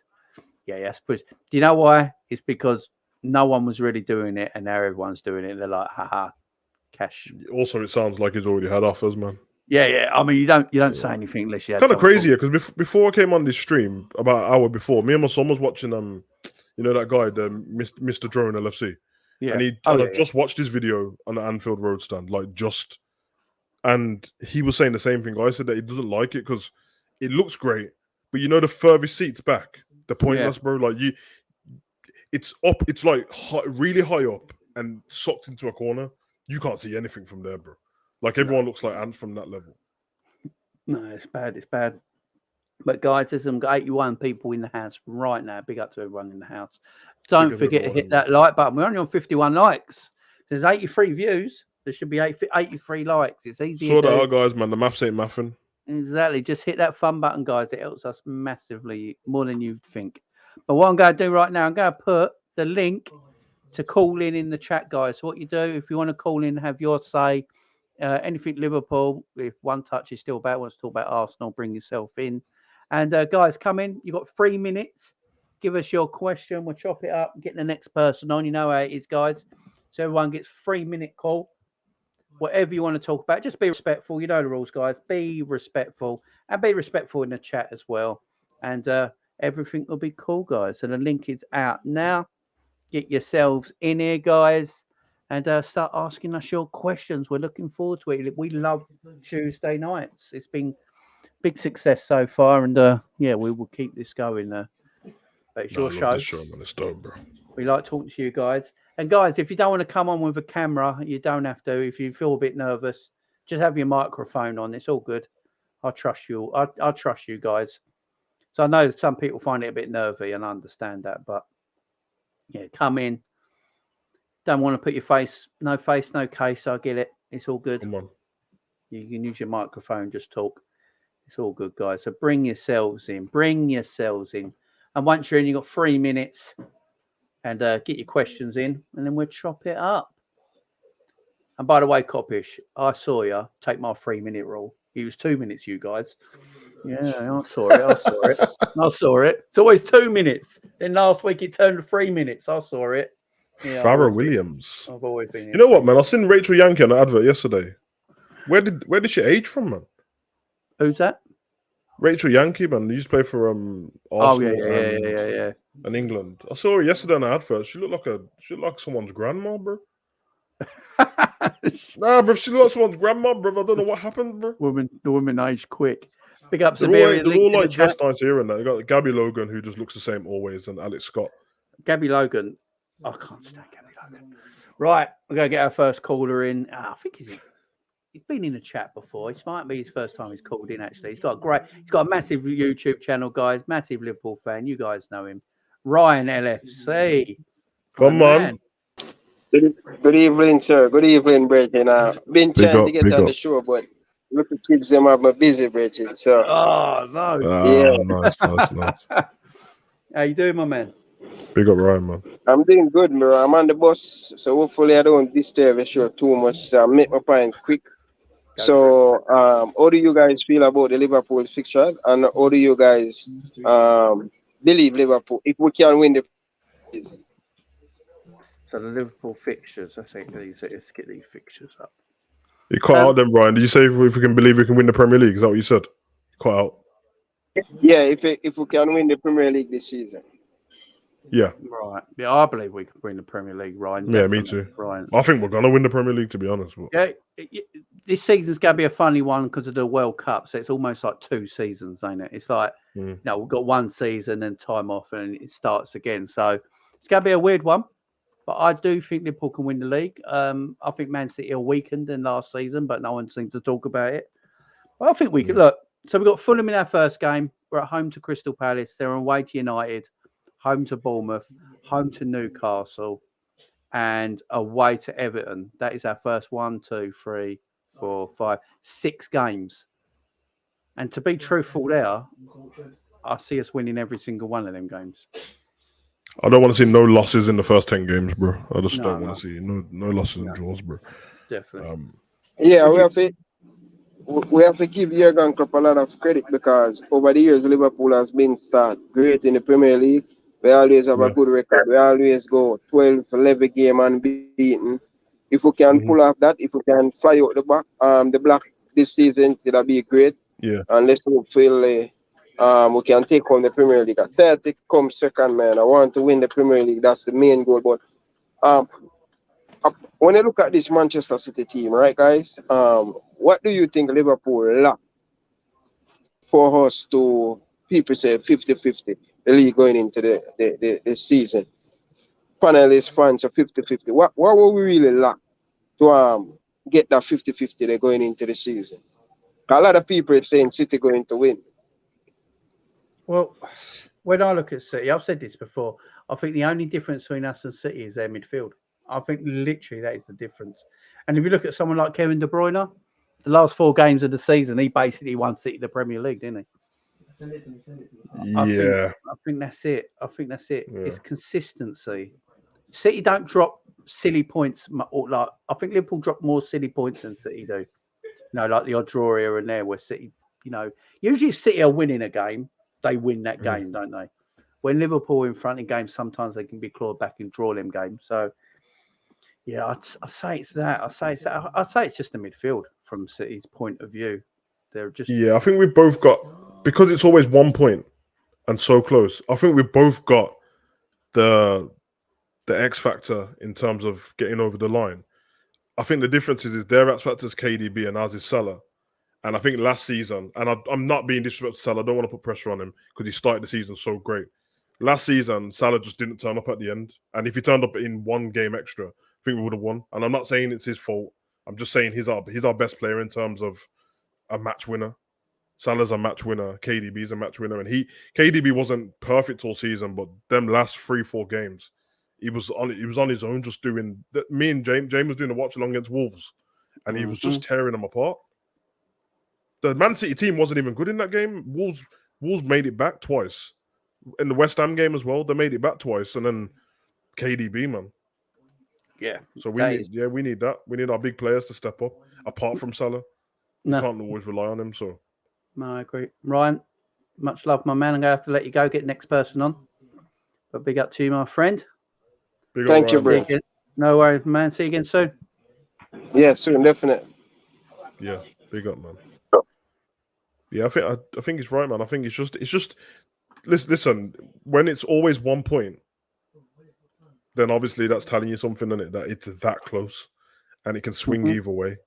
And let's be honest, man. Like I said, if you look at their seasons, and I just won't pick them two because they're the best players in terms of what they do. Salah started the season as the best player in the world. And De Bruyne didn't start the season as the best midfielder in the world. And they just changed roles. It's just that it's happened that like De Bruyne picked up form at the right time. Yeah, exactly. And Salah was probably tired by the time he got to a few games in that. Because I think like games like Tottenham and stuff like that, if you look over the seasons when we've beat the big 6 and stuff and Tottenham and all these, it's Salah, man. He'll go and do something crazy that he shouldn't. Like the goal what Salah scored against Man City at the beginning of the season. Just imagine swapping it around, and he does all of that at the end of the season. He just gets you over the line, and it's just one of those things. But exactly. I can't be too, I can't have too much problems with our squad. They've done everything. No, I agree, man. I totally agree with everything. I think we can win the league. I do think we're going to win the league. I think Edward put in the chat from the first. He said I think 4 wins and 2 draws from the first 6 games. I'm not trying to be like You know what I mean? I'm not an entire Liverpool fan, but I don't think that's good enough. No. I actually think like for us, we have to be we have to be ahead because I can see Man City are a team that a lot of the time will just win all of their first few games. And I think last season, if I'm correct, since we've been like challenging for the title and stuff, take away the COVID season, but then again, even that, I think that like it was one of the worst kind of starts we had, even though we still won loads of games. I think in the first 11 games, we dropped points from 4 of them. So we drew Man City, drew against Chelsea, we drew against Brighton, and then I can't remember what the other game was, but I remember us dropping a few points. Yeah, I think it was too early. It gives Man City emphasis if we drop points early and they're winning. This season, no one can afford to start slow. It's the most important is the beginning of the season. So, and I think Chelsea got Tottenham like in the second game of the season, something like that. Yeah, I think a lot of the top 6 are playing. So that's why you got to start a good strong. team. Right, You have to. Let's get our next guy in, Mr. John Moore. How you doing, John? Come on, John. Hope you're all well. Big up, you filthy animal. Yeah. You cheating bastard. I love the way he says it, I'm telling you. I love the way he says it. Bastards.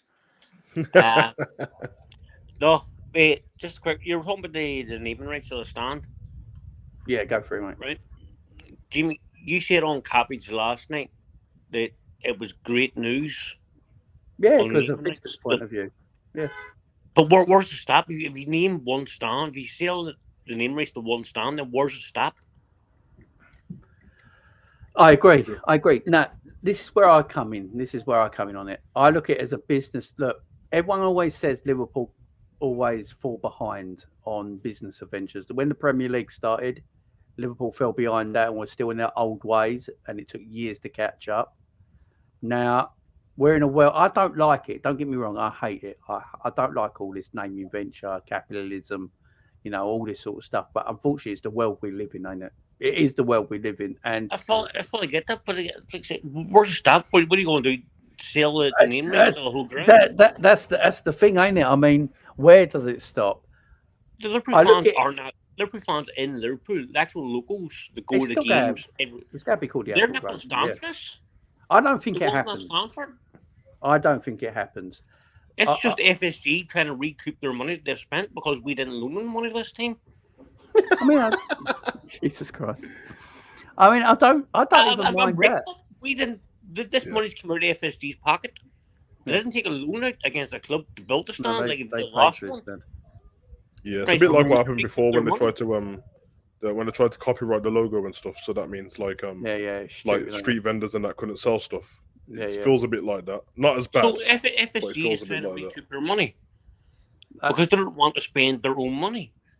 As I said, yeah, I think you got a point. I think they're rather trying to recoup money or they're just trying to make a profit. Either one of them. Barcelona making the new camp and the Spotify arena. That's Barcelona. We're Liverpool Football Club.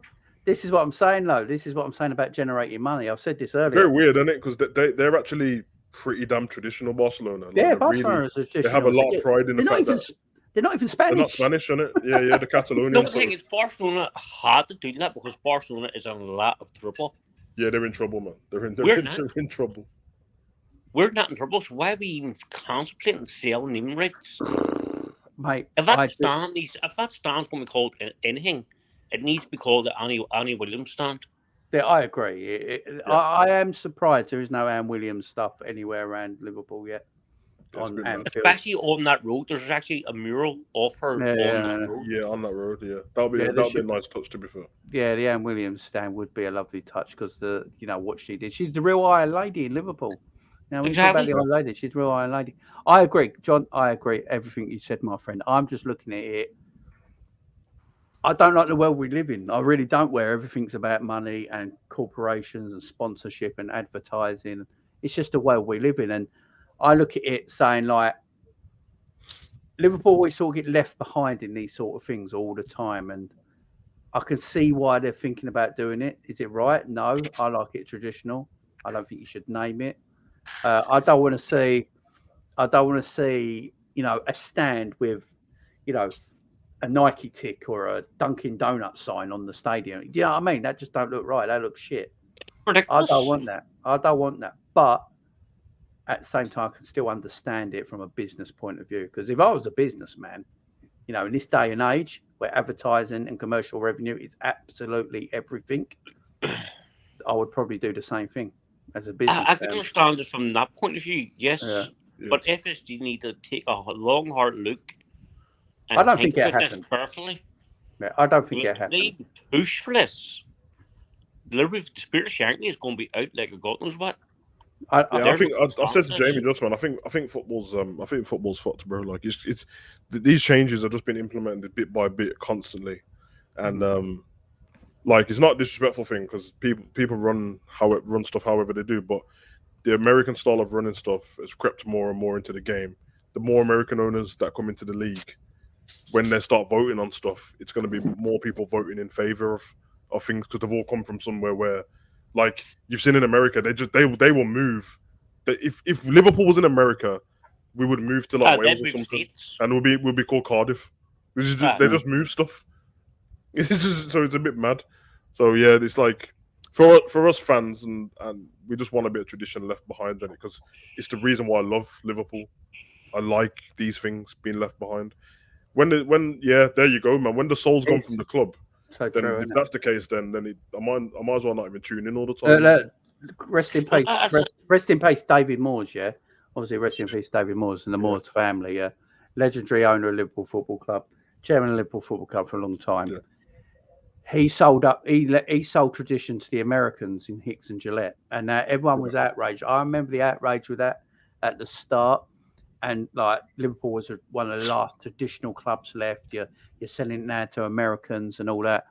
And the fact is, he saw that the way football's going, sports going, everything in general is going that big commercial way, and the Americans lead the way in that sort of stuff. And that, but I don't like it. I'm a traditionalist. I don't put blame on David Mercer ever selling the Hicks. No. Exactly, the question was put to him. He said, if you ever have the chance to do it again, he wouldn't do it. Never do it. Yeah. I think he wouldn't do it to them too. No, he said he'd rather have sold the IC than sell the Lemons. But hindsight's a beautiful thing. So I think Liverpool as well. I think for the club that we are, and this doesn't mean that everyone else's club isn't important to them, but Liverpool itself is very special in terms of like the whole of Liverpool, the city. It's a different culture to the rest of the UK, and like it's its own. It's damn near it's its own country, Liverpool. So changing anything in Liverpool seems like you're trying to kick. It's like kicking the people in the face, and it's like taking a bit of their culture. You can't do that, bro. It's just weird. Some things just belong in Liverpool, and that's just what it is. It's kind of. I don't ever see it. I don't think it happens, and I wouldn't like. I don't ever want to see it happen. Oh my god! Sorry, John. I was just looking at the goals that Sweden conceded. They keep. I told you, bro. I told you. Yeah, go on, John.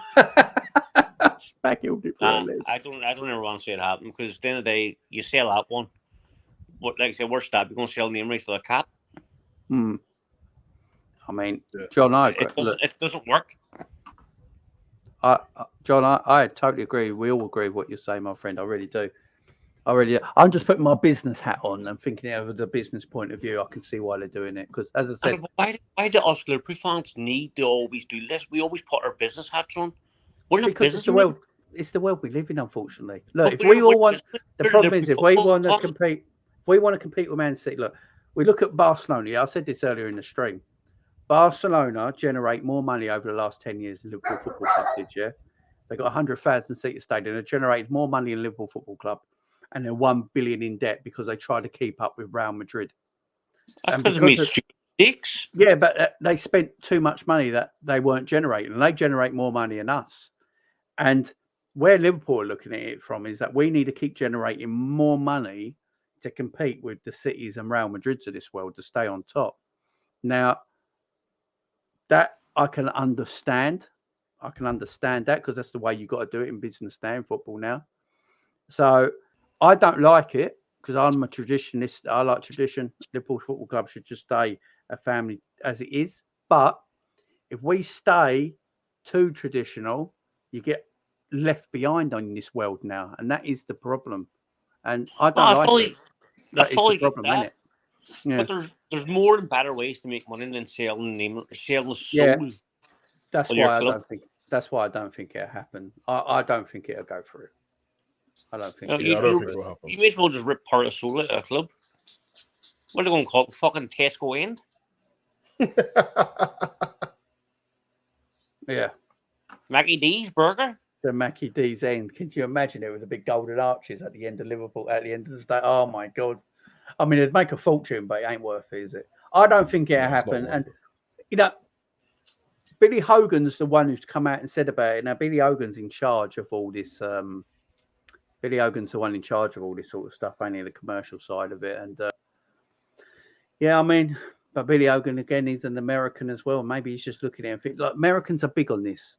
Americans lead the world on this sort of, like, commercial revenue advertising way of doing things, and we're owned by Americans. I mean, you know, it's going to happen with Chelsea, it's happening with Man United now, it's happening with Arsenal.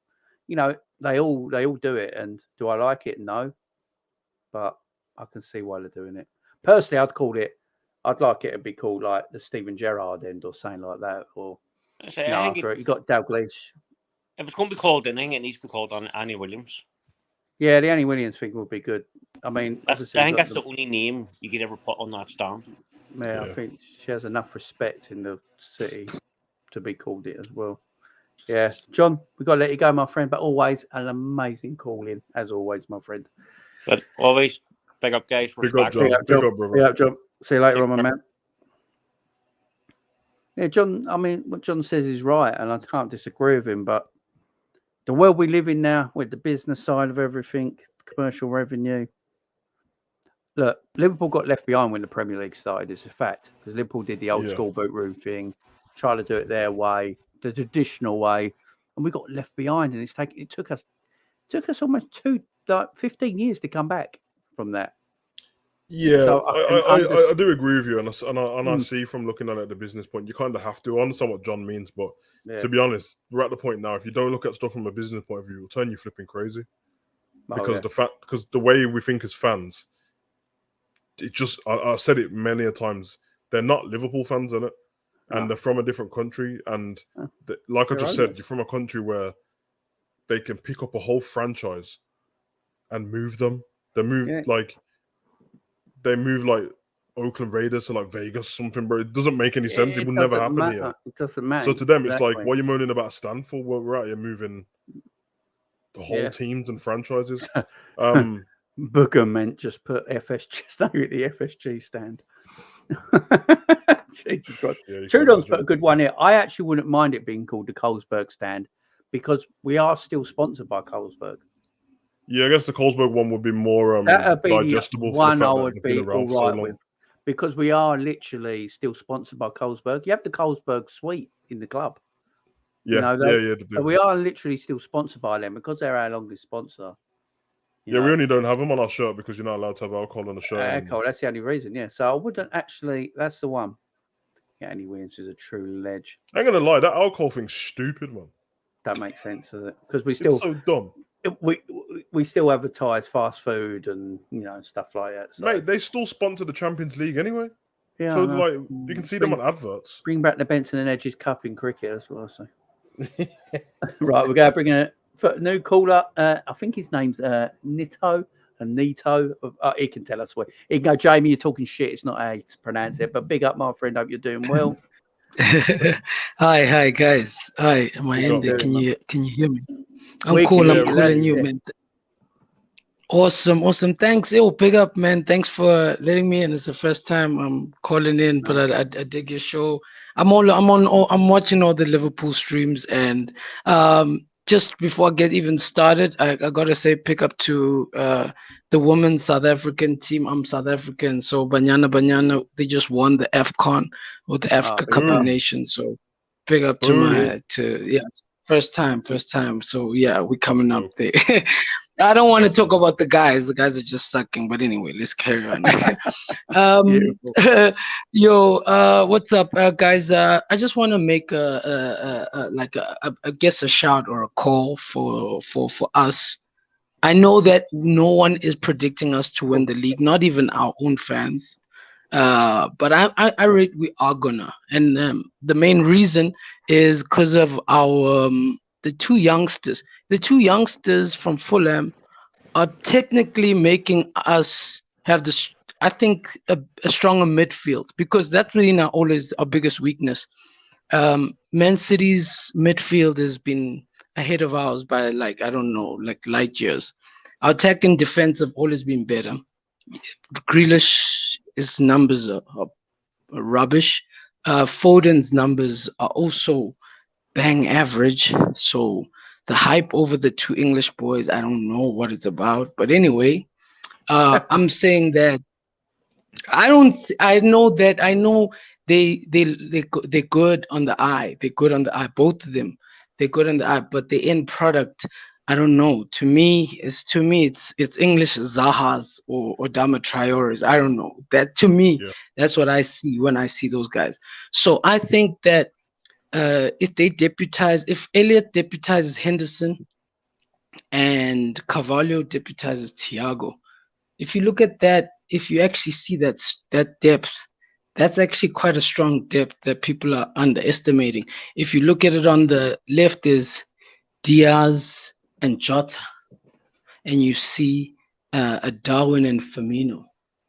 That depth is undeniable. Those, I guess, I know it's only one for each, but everyone always goes on about City's got 22-man squad. It's got a B team that's as strong as the A, or a top 4 B team.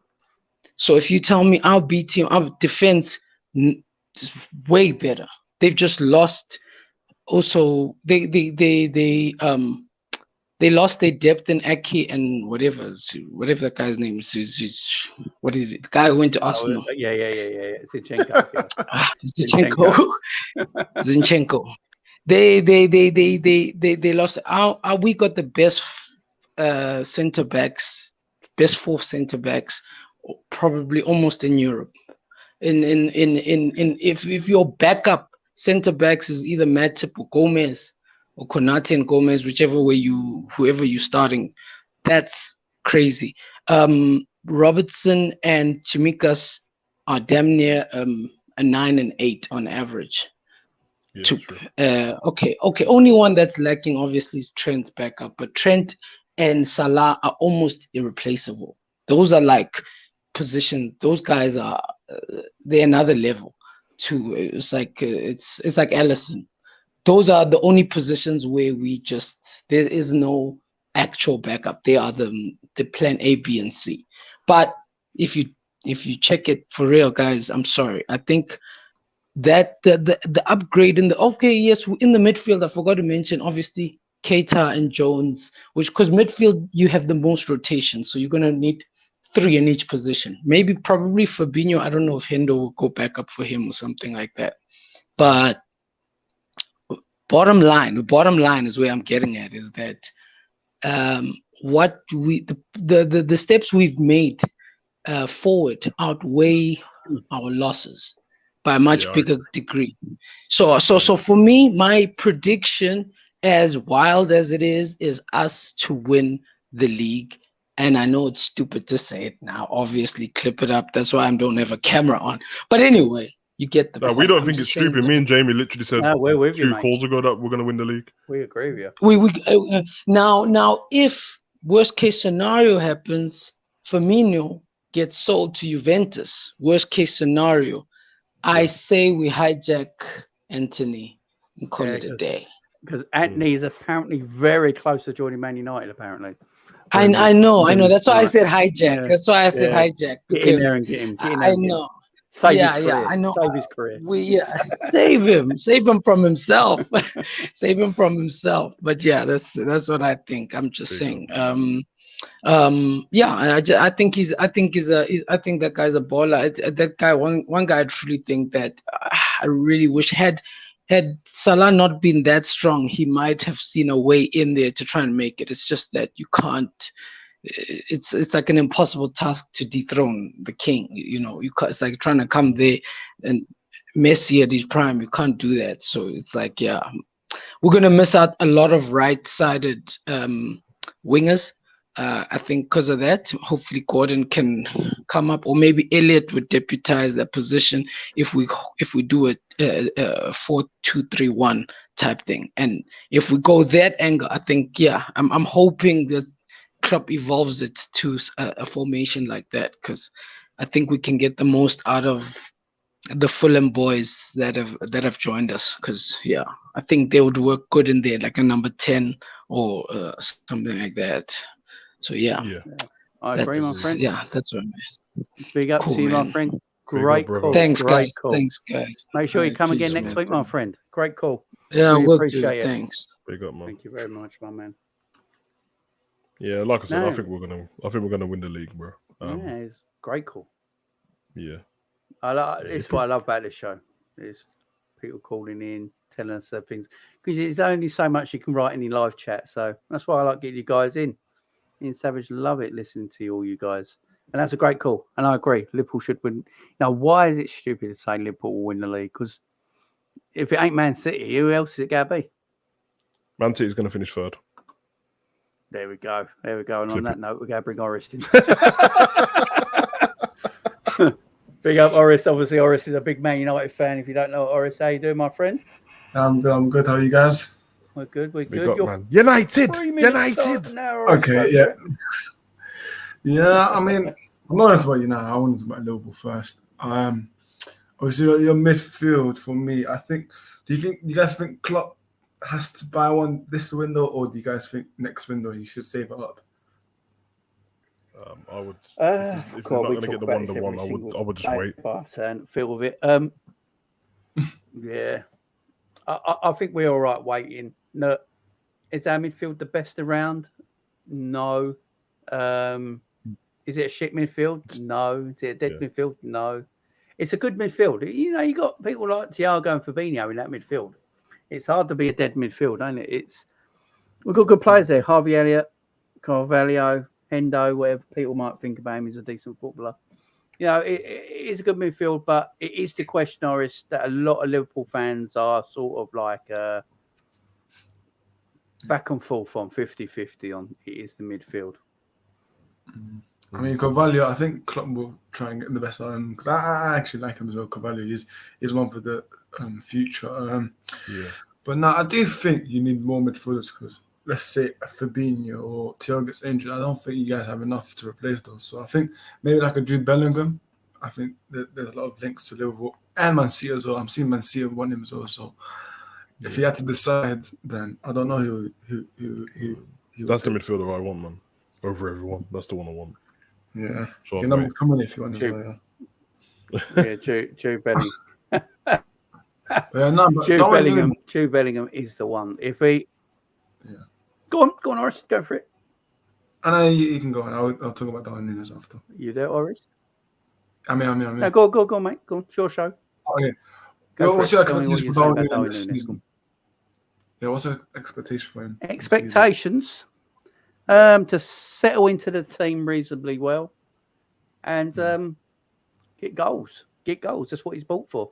He ain't been bought to be a playmaker or a Bobby Firmino like forward. He's been bought to score goals, and I don't understand why people have such a problem with that. I see him scoring goals. Is he going to be top goal scorer? Probably not, because you got Haaland, you got Salah, you got Kane. You know, you got these ballers in the Premier League. You got to get past. So, but I see him scoring goals. I don't know about Savage, but I see him scoring goals. Simple as 20. That. I don't know, man. I don't even know, like, because obviously there's context to the goals, isn't it? He might score less goals and score them in important times. You know what I mean? The thing is, I think Trent and Robertson is going to be key for Darwin Nunez, because to be fair, major. Yeah, 100%. They'll just feed the balls into him. So we'll see if. If you look at Trent's crosses, especially because he probably doubles the amount of crosses Robert puts in. Yeah.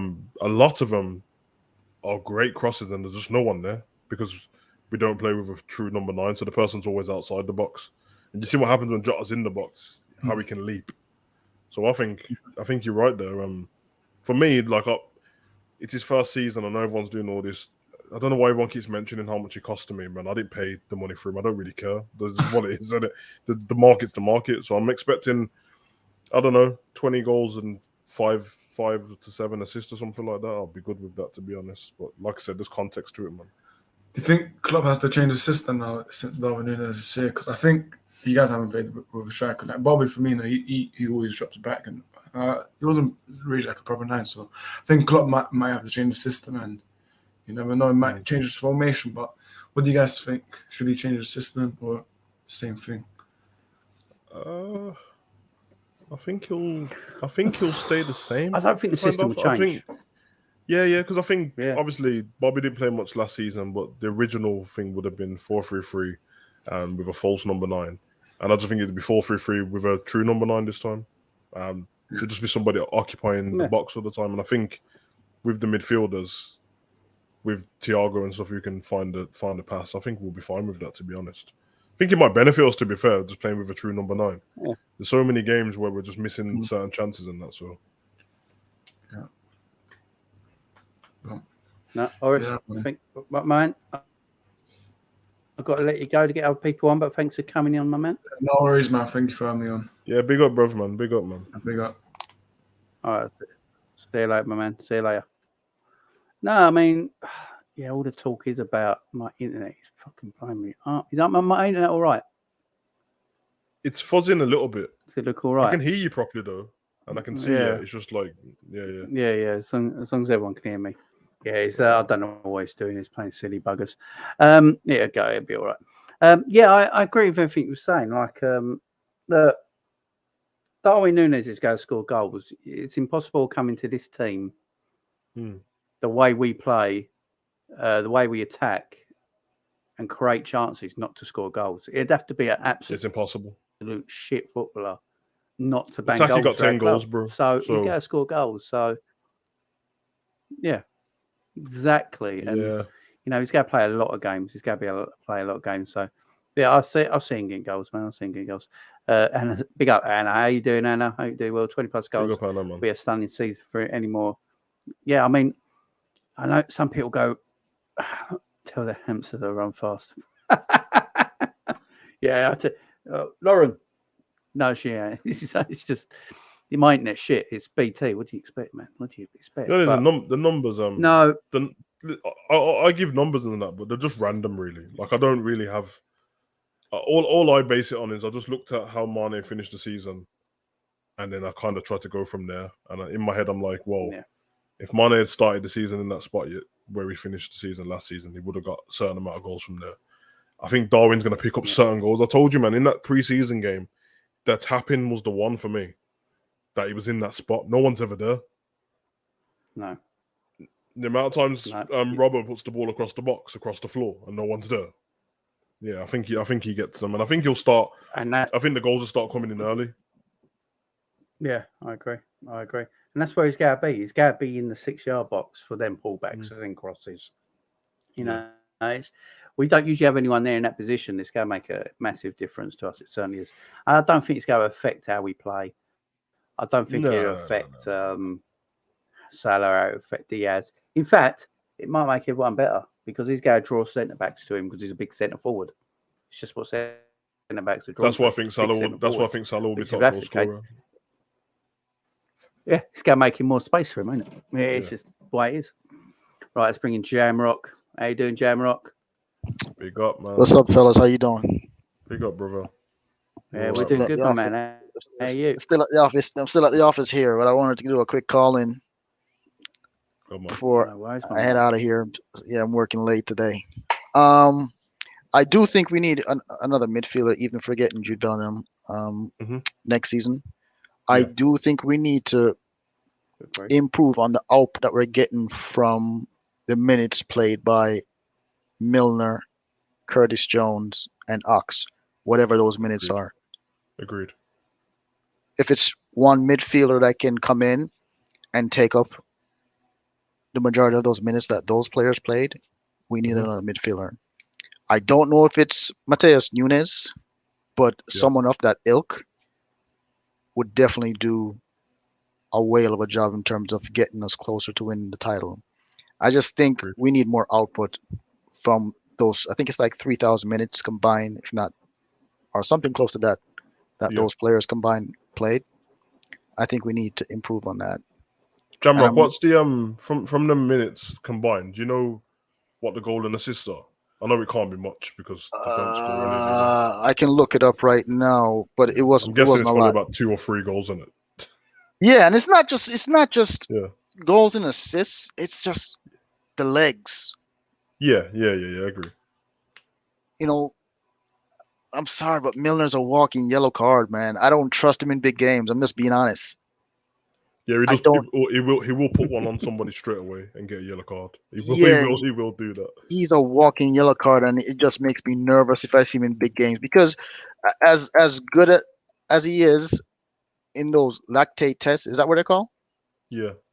As good as he is in those lactate tests, when it comes to the speed of the game, if you have dynamic midfielders, can't keep up. And I've watched too many. I saw Kevin De Bruyne, who's not a speedster, run past our midfield. Yeah, I know exactly what you're talking about as well. He jogged past Firmino last season. He just walked past him and took a shot and he took a deflection and went in, and I was so mad. I was like, how would you just walk through? Just so mad, bro. Yeah, we said this before. Pacing our midfield is a bit of a problem. If I'm not mistaken, I think Henderson at his age is still the fastest in our midfield, which is probably is. No, Harvey is. No, maybe Harvey now. I'm not sure. No. There's no way. There's no way Harvey Elliott is quicker than Henderson. Yeah, I think Harvey might be faster than him with the ball at his feet, but I don't think in terms of just pace. I think Hendo's a lot faster than him. Yeah, because I'm talking more of like defensive transitioning. Yeah. Because you can see that when big up Thiago, this geezer always tries. If we lose the ball, he tries his hardest, but his frailties are shown when he's trying to trap back because he'll just jump on someone's back because he can't catch them. Absolutely, man. So that's the one thing I wanted to kind of get away because look, the constant whinging and whining about midfielders. I get it that we want a midfielder, but after a while, the constant whinging and whining just kind of gets annoying. And it's like, yeah, of course. You know what I mean? So that's all I wanted to say. Jamie, keep up the good work, man. Jamrock, would you take Madison? Thank you very much, Jamrock. No. Okay. Not the kind of profile midfielder that he is. I think that's what we're trying to mold Harvey Elliott and that's what I was thinking. Potentially one day, Fabio Carvalho. So I don't think he would work. I think we need some legs in that midfield. Yeah. So basically, what you're saying is Tottenham took our guy in it because Basuma was perfect.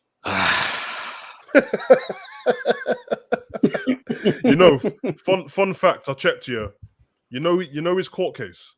What about it? It got thrown out. I think 6 days before Tottenham paid for him. They knew in it. They must have known in advance because nobody was touching him, and then all of a sudden, done deal, man. Really? And I actually think without that case, I think Liverpool would have got him.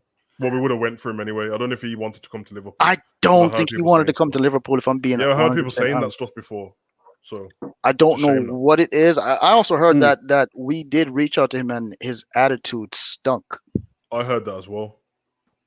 So I heard that as well. I don't know, man. I didn't want to put it on him because I don't know the man in it, but I heard the same thing. It's weird, isn't it? Because everyone's like, he's an Arsenal fan. He went to Tottenham. Yeah, I don't know, man. I'm here looking up the minutes for. Did you know that Curtis Jones played 1,530 minutes? Yeah, up until he got that eye injury. Yeah. Really? Slowed down a bit. Yeah. Yeah, we need more output from those minutes. I'm sorry. All right, Jamie, keep up the good work, man.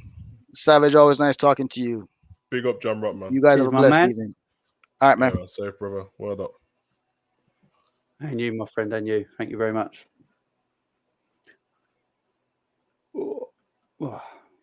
Big up, Jamrock, as always. Yeah, Yeah, midfielders. Yeah, we definitely look. We all know we need midfielders. I don't think any of us are sitting there pretending we don't. But the midfield situation this season, Klopp has said it himself. We ain't buying any unless some leaves. We got 8 midfielders. What do we do in 9? It's just. I'm happy to. We get one. It doesn't. Yeah, I'm happy to trust the ones we've got, to be honest. And the Carvalho and Elliott, I'm happy to trust them. If it goes wrong, then it's a learning curve, isn't it? How are we supposed to know if it's going to go wrong without trying it? So, you know what I mean? And it seems like Klopp trusts them. Exactly. So, no, I agree. Bajiak chat. Yeah, he was decent when he came on. I have to say, when you're looking at Tyler Morton and him, they're very similar players. Yeah, Tyler Morton one's weird. He was going to go on loan, and he didn't. I don't know what's going on with Tyler Morton. I don't know if he's going to go on loan, but I think alone would do Tyler Morton good a little bit, especially if he goes to Blackburn. Yeah. We all know Harvey Elliott went to Blackburn, so Liverpool know that's a good place for him to go. They worked well with Harvey Elliott, so yeah. I mean, Tyler Morton's a player, and he's a player as well. We got some decent players in our team. Let's face it. Our team, I want midfielders. I'm good with what we have. Obviously, especially with Curtis Demo, ain't it? Any updates on Ali, Ox, and Jota? Apparently, Ali's going to be fine. I mean, he was holding a £50 fish on his gut. The man's all right, if you ask me. So, I think Ali's fine. Ox, the fact that we've not really heard a lot about Ox is a bit of a worry. The fact that Tyler Morton didn't go on loan at this moment in time is a bit of a worry about Ox's injury situation. If Ox was all right injury-wise, I think he would have. I think Tyler Morton would have gone. But the fact that we ain't heard a lot from Ox is a bit of savage. I don't know what you feel about that.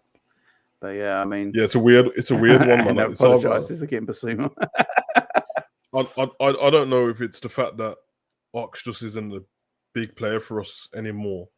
That's the reason why we don't know anything, because they just haven't released it. You know, like sometimes it's just out of sight, out of mind. Like they don't really care to. When it's somebody who's a big player in our club, they'll start doing like PR movements and that to show that the person's okay. But I think he might be all right, to be honest. Because Klopp just keeps reiterating the same thing, that if no one has to go or there's no big injuries, then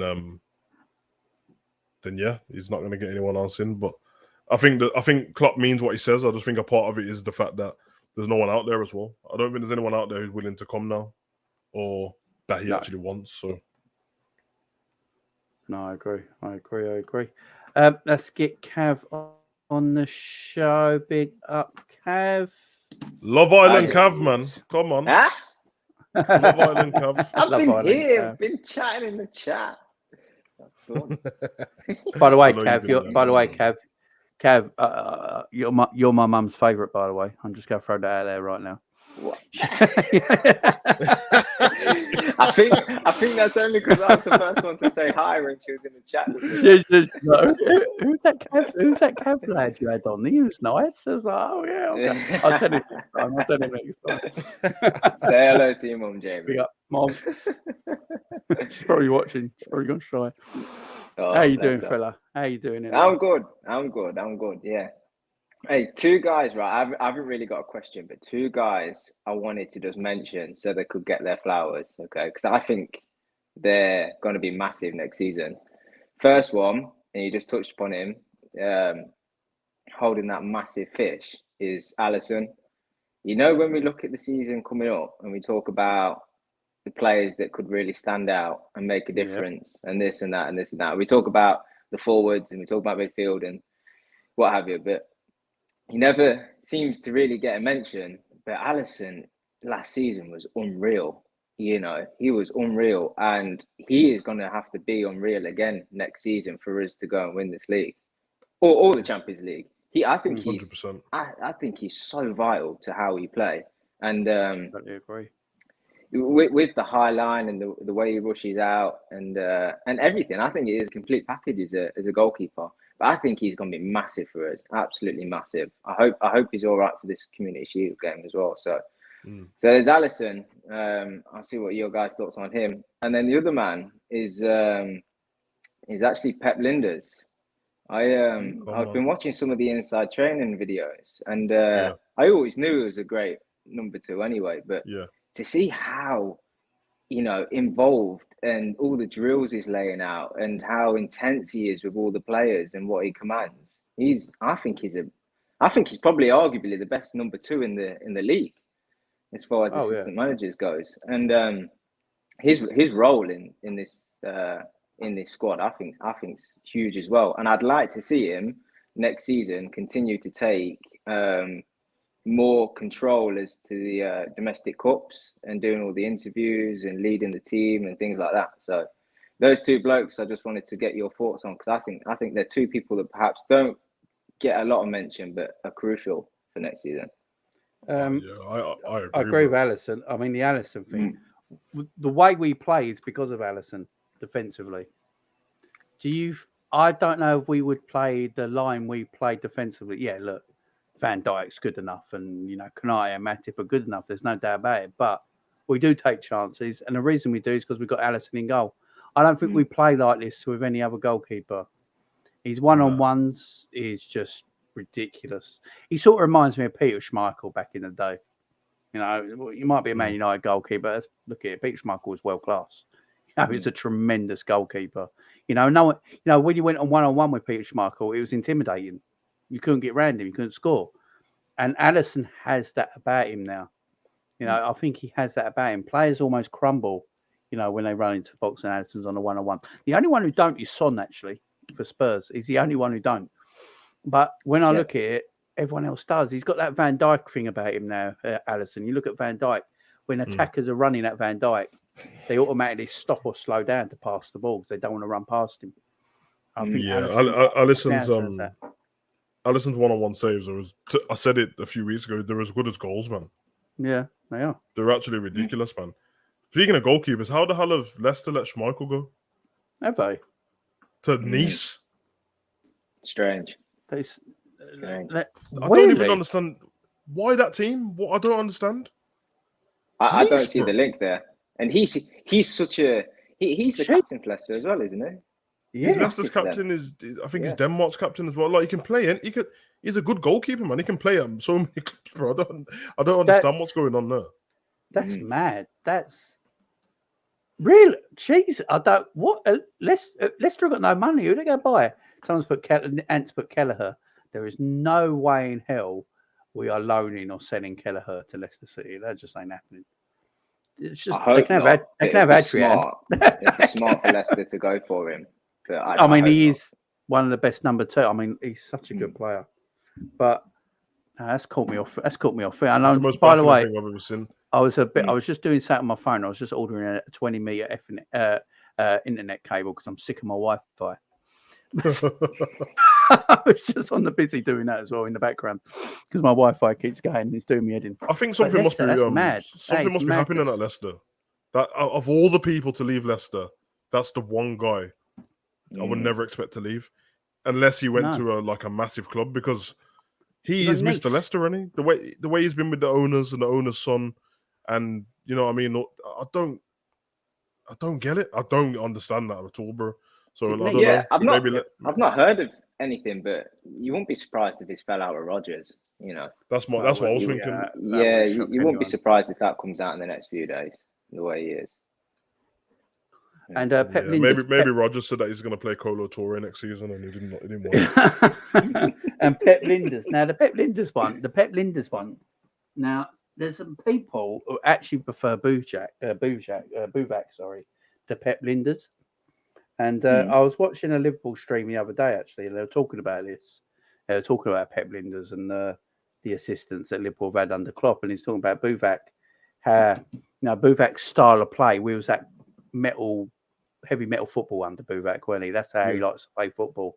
That's how he likes to coach. And Pep Linders is a bit more.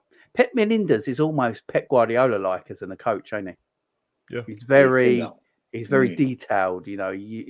Everything to the finest detail with him as a coach. And everyone said, like, we played better football under Buvac than we did Pep Linders. And But we won Bouvet, nothing. but Bouvet never got the chance to play with the players that Pep Linders has now. But we never won anything under We Bouvet. never won anything. Yeah. So it's. I think Pep Linders is an exceptional coach, and as you say, Cav, he's extremely underrated. You know, when Alex Ferguson, when he was at charge Man United and winning everything, he always used to talk about his number twos, didn't he? You know, whoever his assistant Carlos was, Queiroz, Queiroz, McLaren, and all that. He always detailed how good they were because, you know, you do need a coach that will maybe pull you up sometimes and go, no, we need to change it this way. I think Klopp said that in a game later on in the season, last season, where we went 4-4-2 and we came back and won that game. And I think Klopp said after the game that was Pep Linders' idea. I didn't want to do it, but Pep beat me. You see how much we went 4-4-2 and won a game. But Pep, Klopp loves him, and I want to get the Pep book. I mean, he's wrote a book, ain't he, about last season? Yeah. I'd like to read that, and because I've been seeing him in training. He does go down to every detail, don't he?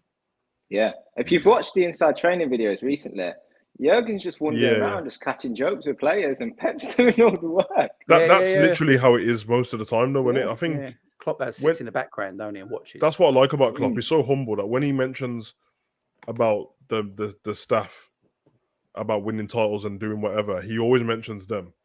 Same with the getting the contract, and that he made sure they got contracts as well. Because Klopp knows, man, he's the best manager in the world for us, but like he can't do it without his team around him, and he just won't have it. So I think you're right there, and I love him. I actually said that I thought he might be our next manager if Klopp wasn't going to sign that contract. I think, you know what I mean? I've got a feeling he might be. I've got a feeling. Yeah, because everyone talks about when he went to NEC for a little bit, mate. The team was trash, bro. It's a terrible Dutch side. I mean, it's just the team's trash. Nobody watched, and I don't know what everyone expected from it, bro. Like it was ridiculous. I don't even know if it was a full season. No, I mean, he's a tremendous coach. Obviously, a lot of number twos, a lot of very good coaches don't turn out to be very good managers. Yeah, of course. You know, you look at Steve McLaren. Yeah. Everyone rates Steve McLaren as a coach, as a number two, but as a manager, he's just dreadful. I think that's got part of the performance, bro. I think that's part of the reason that Steve McLaren is just a total wanker of a human being and just not very likable. So as a manager, back at Man United, isn't he? Yeah, he's back at Man United now. But like Sammy Lee. Sammy Lee is a great coach. Great coach, but he could never be a manager. And he went to Everton. Sammy. But I look at Pep and I think when Klopp leaves, who knows Klopp better than Pep Linders?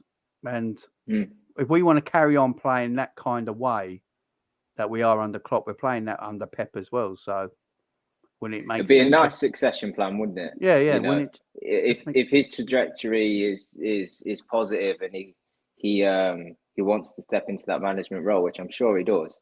You know, with the new players we've had come in, the youngsters coming in, they'll be the next lot of players on the pitch, and then him being the next manager could be a nice little succession plan there. And he gets on with all the players. You know, I just think he's a brilliant coach. We're lucky to have him.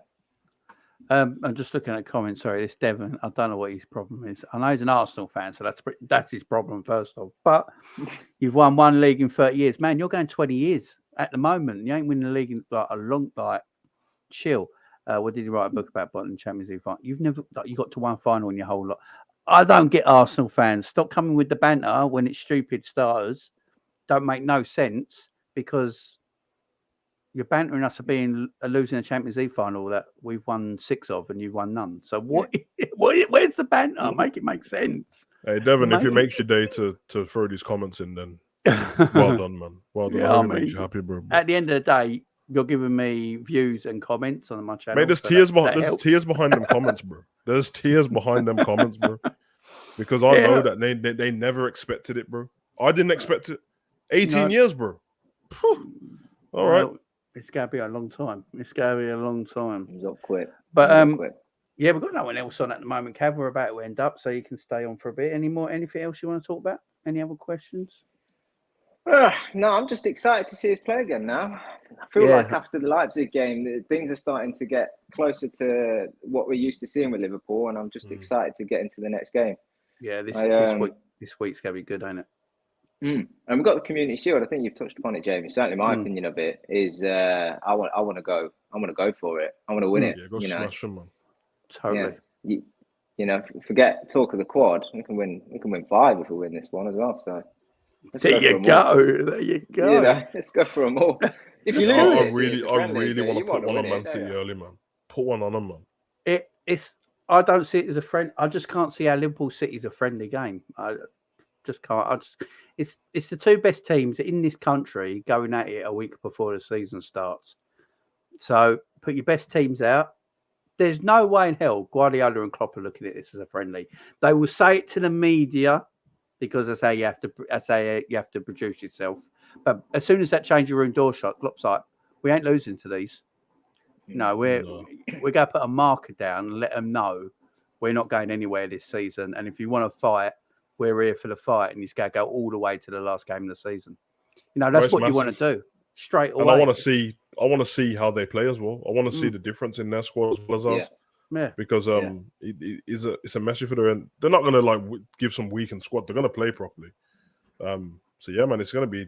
I'm excited for it, bro. It's going to be a good week of football. To be fair, we've missed footballs for so long now. We got the game tomorrow.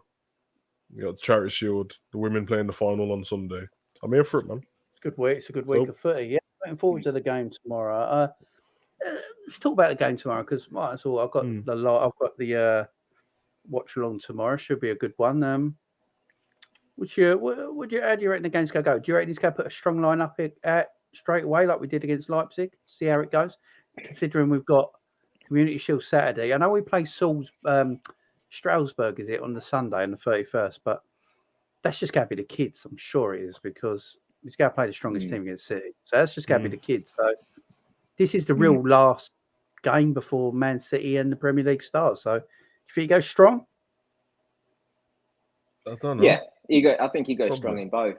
I think he goes strong in both. I mean, it's like he has the medical department giving him minutes that the players are capable of going into every game. So you know he'll going into Prem and Champions League games. If it says 60 minutes, he'll use 60 minutes. If it's 60 minutes at this stage, he's probably putting you out for 45 or something like that. You know, I think he goes full strength tomorrow. I think he goes full strength against City, and he just pulls the fellas off depending on how the game's going. I think the only way you see the real top boys stay out for 90 minutes plus is if the game is really tight, because he and everybody else, as soon as you get into that game, the emotion takes over and you want to win. So he'll have a plan to pull these guys off. I think if the game's tight, he might just leave some of them out there. But I think at this stage, the game that Strasbourg's a bit of a write-off. So effectively, these are your final two games now. Yeah. You know, you're looking for the lads to be up and sharp, ready for the season. So you need to get their minutes in the legs now. And also, we've got new people in our squad. You need to give them time on the pitch together. Training's all well and good, but Diaz, Nunez, and Salah, if that's going to be our starting three, they need minutes together, because I want to see that. Premier League it's not forgiving, the Premier League. You know, you can start off at Fulham and think, oh yeah, promoted side, that'll be, a walk in the park. But it won't be. At Craven Cottage, with the crowd just all buzzing and whatever, you need to be together as a team, and you need to just get a good start, quieten the crowd, and you do that just with, knowing your teammates around you. I know that if you're trying to figure things out between each other because you've not played together, you're not at them minutes, and you're not match sharp, you can soon lose points. And this league it ain't forgiving, and it ain't forgiving trying to compete with Man City. So you have to go in sharp. You have to. Yeah. I think we can. I think we'll play our strongest team for the first 70 minutes tomorrow against Salzburg. Yeah. And then I think he'll bring on either the subs and then a few of the kids. And then I think against Man City, we just go full strength on that one. I agree. I mean, I want to see Salah, Diaz, and Nunez start together. That's what I want to say. I want to see them three start together tomorrow. Start that way. Start them three. I don't know. Alisson looks fit. He must be fit. I mean, as I said, carrying around a 70-pound catfish in his hands. The man's got to be.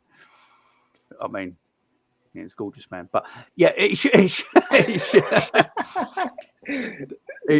should be fit. So he might play some part of the game, because Klopp would definitely want him on the first game of the season. So yeah, I'm looking forward to it. I think we should go that first half as strong as we can. I think they'll get a little bit more, maybe 60 minutes altogether this time. Build up the minutes and then start to bring people off after that, and then try and give as many minutes as they can in the City game to the best team, because then following weekend it's the start of the Premier League, ain't it? So this is an exciting time. I can't wait. I can't wait. This week's going to be awesome. Saturday as well. Starting 11 then. Question for you. Robbo or Tsimikas? Robbo. Which game? Tomorrow, and let's assume that tomorrow and Man City is the team that, you know, is the first 11, and that's what we're playing with next season. Yeah. Robbo, definitely. And ain't a dig at City. Tsimikas are getting probably every other Premier League's left back position, but yeah, Robbo's there, ain't he? Yeah, Robbo's just. I like Tsimikas as well, but you know, I said this earlier about Hendo and the Elliott situation. You know, Robbo knows if he doesn't play well, Tsimikas is sitting and waiting, so it makes him play better. Makes him play better. But yeah, I think it'd be Robbo, Virgil, Matip, and Trent, Thiago, Hendo, Fabinho, Darwin, Salah, and Diaz tomorrow. I think that'd be the team, and that'd be looking at the team probably starts against City as well. And then you got Harvey, Curtis, Jota, not Jota, Bobby. Is Bobby in training or what? Yeah, he was training today. Yeah, is he training today? Because obviously I did my video yesterday and he was omitted from training for some reason, which was a bit weird. And then all of a sudden that Juventus talk came out, weren't it? And he was omitted from training that day. So, no. So, he was there, man. He was there. Yeah, Bobby ain't going nowhere. I don't care what anyone says. Keep Bobby at all. I don't think he goes. No, I don't think he goes. I said it in the chat earlier. Yeah. I think maybe it's me being a bit naive, but the guy's always happy. You see the videos, you see the the inside training stuff and behind the scenes Liverpool stuff. The guy loves the club. The guy loves the city, and they've got a little group there inside the camp now with him, Thiago, Fab, Nunez has joined it. Simi's usually there. Yeah. They've got a little it's not as if he's in Liverpool and there's no Brazilians there or what have you, and he feels a bit of an outcast. He's got his little gang there. I think he's happy. Yeah, and all their wives as well, man. Yeah, exactly. That's a big thing. Young kids and stuff. I think he can chip in with a bit more this season. I think kind of ignore last season because injuries really hamstrung him. Look at the season before when he was getting last minute winners against Spurs and things like that. I think he can be that kind of effective player for us again. And we'll go through all the competitions. You know, I know people are talking like, "Oh, do we disregard the cups and stuff this season?" Klopp will never look at it that way. He might put out a bit of a second string side, but our second string side is good. The B team's looking all right now. So. Look at our B team front three. A B team front three in the League Cup could be Carvalho on the left, Jota as a 9, Elliott as a right wing. That ain't bad. And then you can have a midfielder. I don't know, Curtis Jones. Cater, I don't know, and one of the youth boys coming through or something like that, and then Gomez and Kanate as your centre backs, Tsimikas and Calvin Ramsey as your right fullbacks, and Kelleher in goal. That ain't a bad B team, is it? Going in cups. No. So that's still a strong team. It's not like that's a dead side. So I agree. I think Klopp will look at it like that, but I think Klopp looked at it last season thinking that winning all 4 just might be impossible because you look at the teams that have tried, Liverpool, City the last few years, 2 of the best teams the Premier League's ever seen. The Man United 1999 side, no matter what you think, it was a tremendous team, couldn't do it. So Klopp might be just thinking of it and saying, if I can't win the FA Cup and the League Cup this season, but I've got more chance of winning the Premier League and Champions League, I think he'd be happy with that. But no managers go deliberately go out of a competition. I know people have said, "Oh, Klopp tries his best to go out of an FA Cup and all that." That's fucking crazy. You don't try your best to go. No manager sits there and goes, "Shit, we went through. Fuck it." I just think Klopp doesn't care about I don't even think he thinks that it's impossible. I just don't think he even thought about it in the first place. That's why every time somebody mentioned the quad to him, he's just like, I just take every trophy as it comes, innit? Like I said, like I keep saying to people, the League Cup is so early in the season. Well, it's like February. Throwing something like that away and then not knowing what's going to come for the rest of the season is crazy. You can do that and then not win anything for the rest of the season. Yeah. So, Exactly. like I said, I know that other fan bases, and to be fair to them, they can banter all the like, and it's stupid. But our own fan base has to stop, man. We like I said, we was not talking about a quad from the beginning of the season. We took it as it came. When we started to get into semi-finals and stuff, then of course, when we got into the final of the competition, from each tournament. Yeah. It's just weird, man. Once we beat Arsenal in the League Cup, and then we knew that was in the FA Cup final, that's when we started talking about it. And why wouldn't we?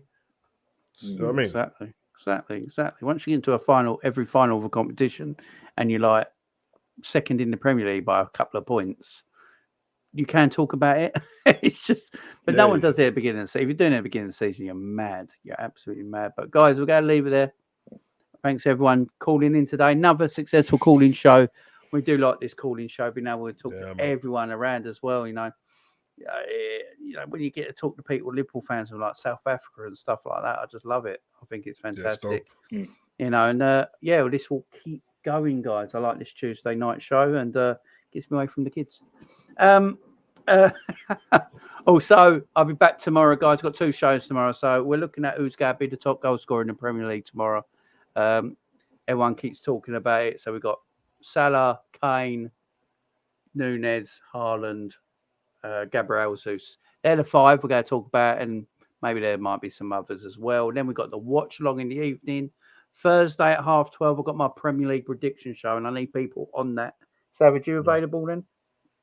Thursday, yeah. Half 12. Because what Cav, you available? Thursday. Yeah. Yeah. If you're available, come on, my man. I'll send you the link. I'll send you the link on Twitter.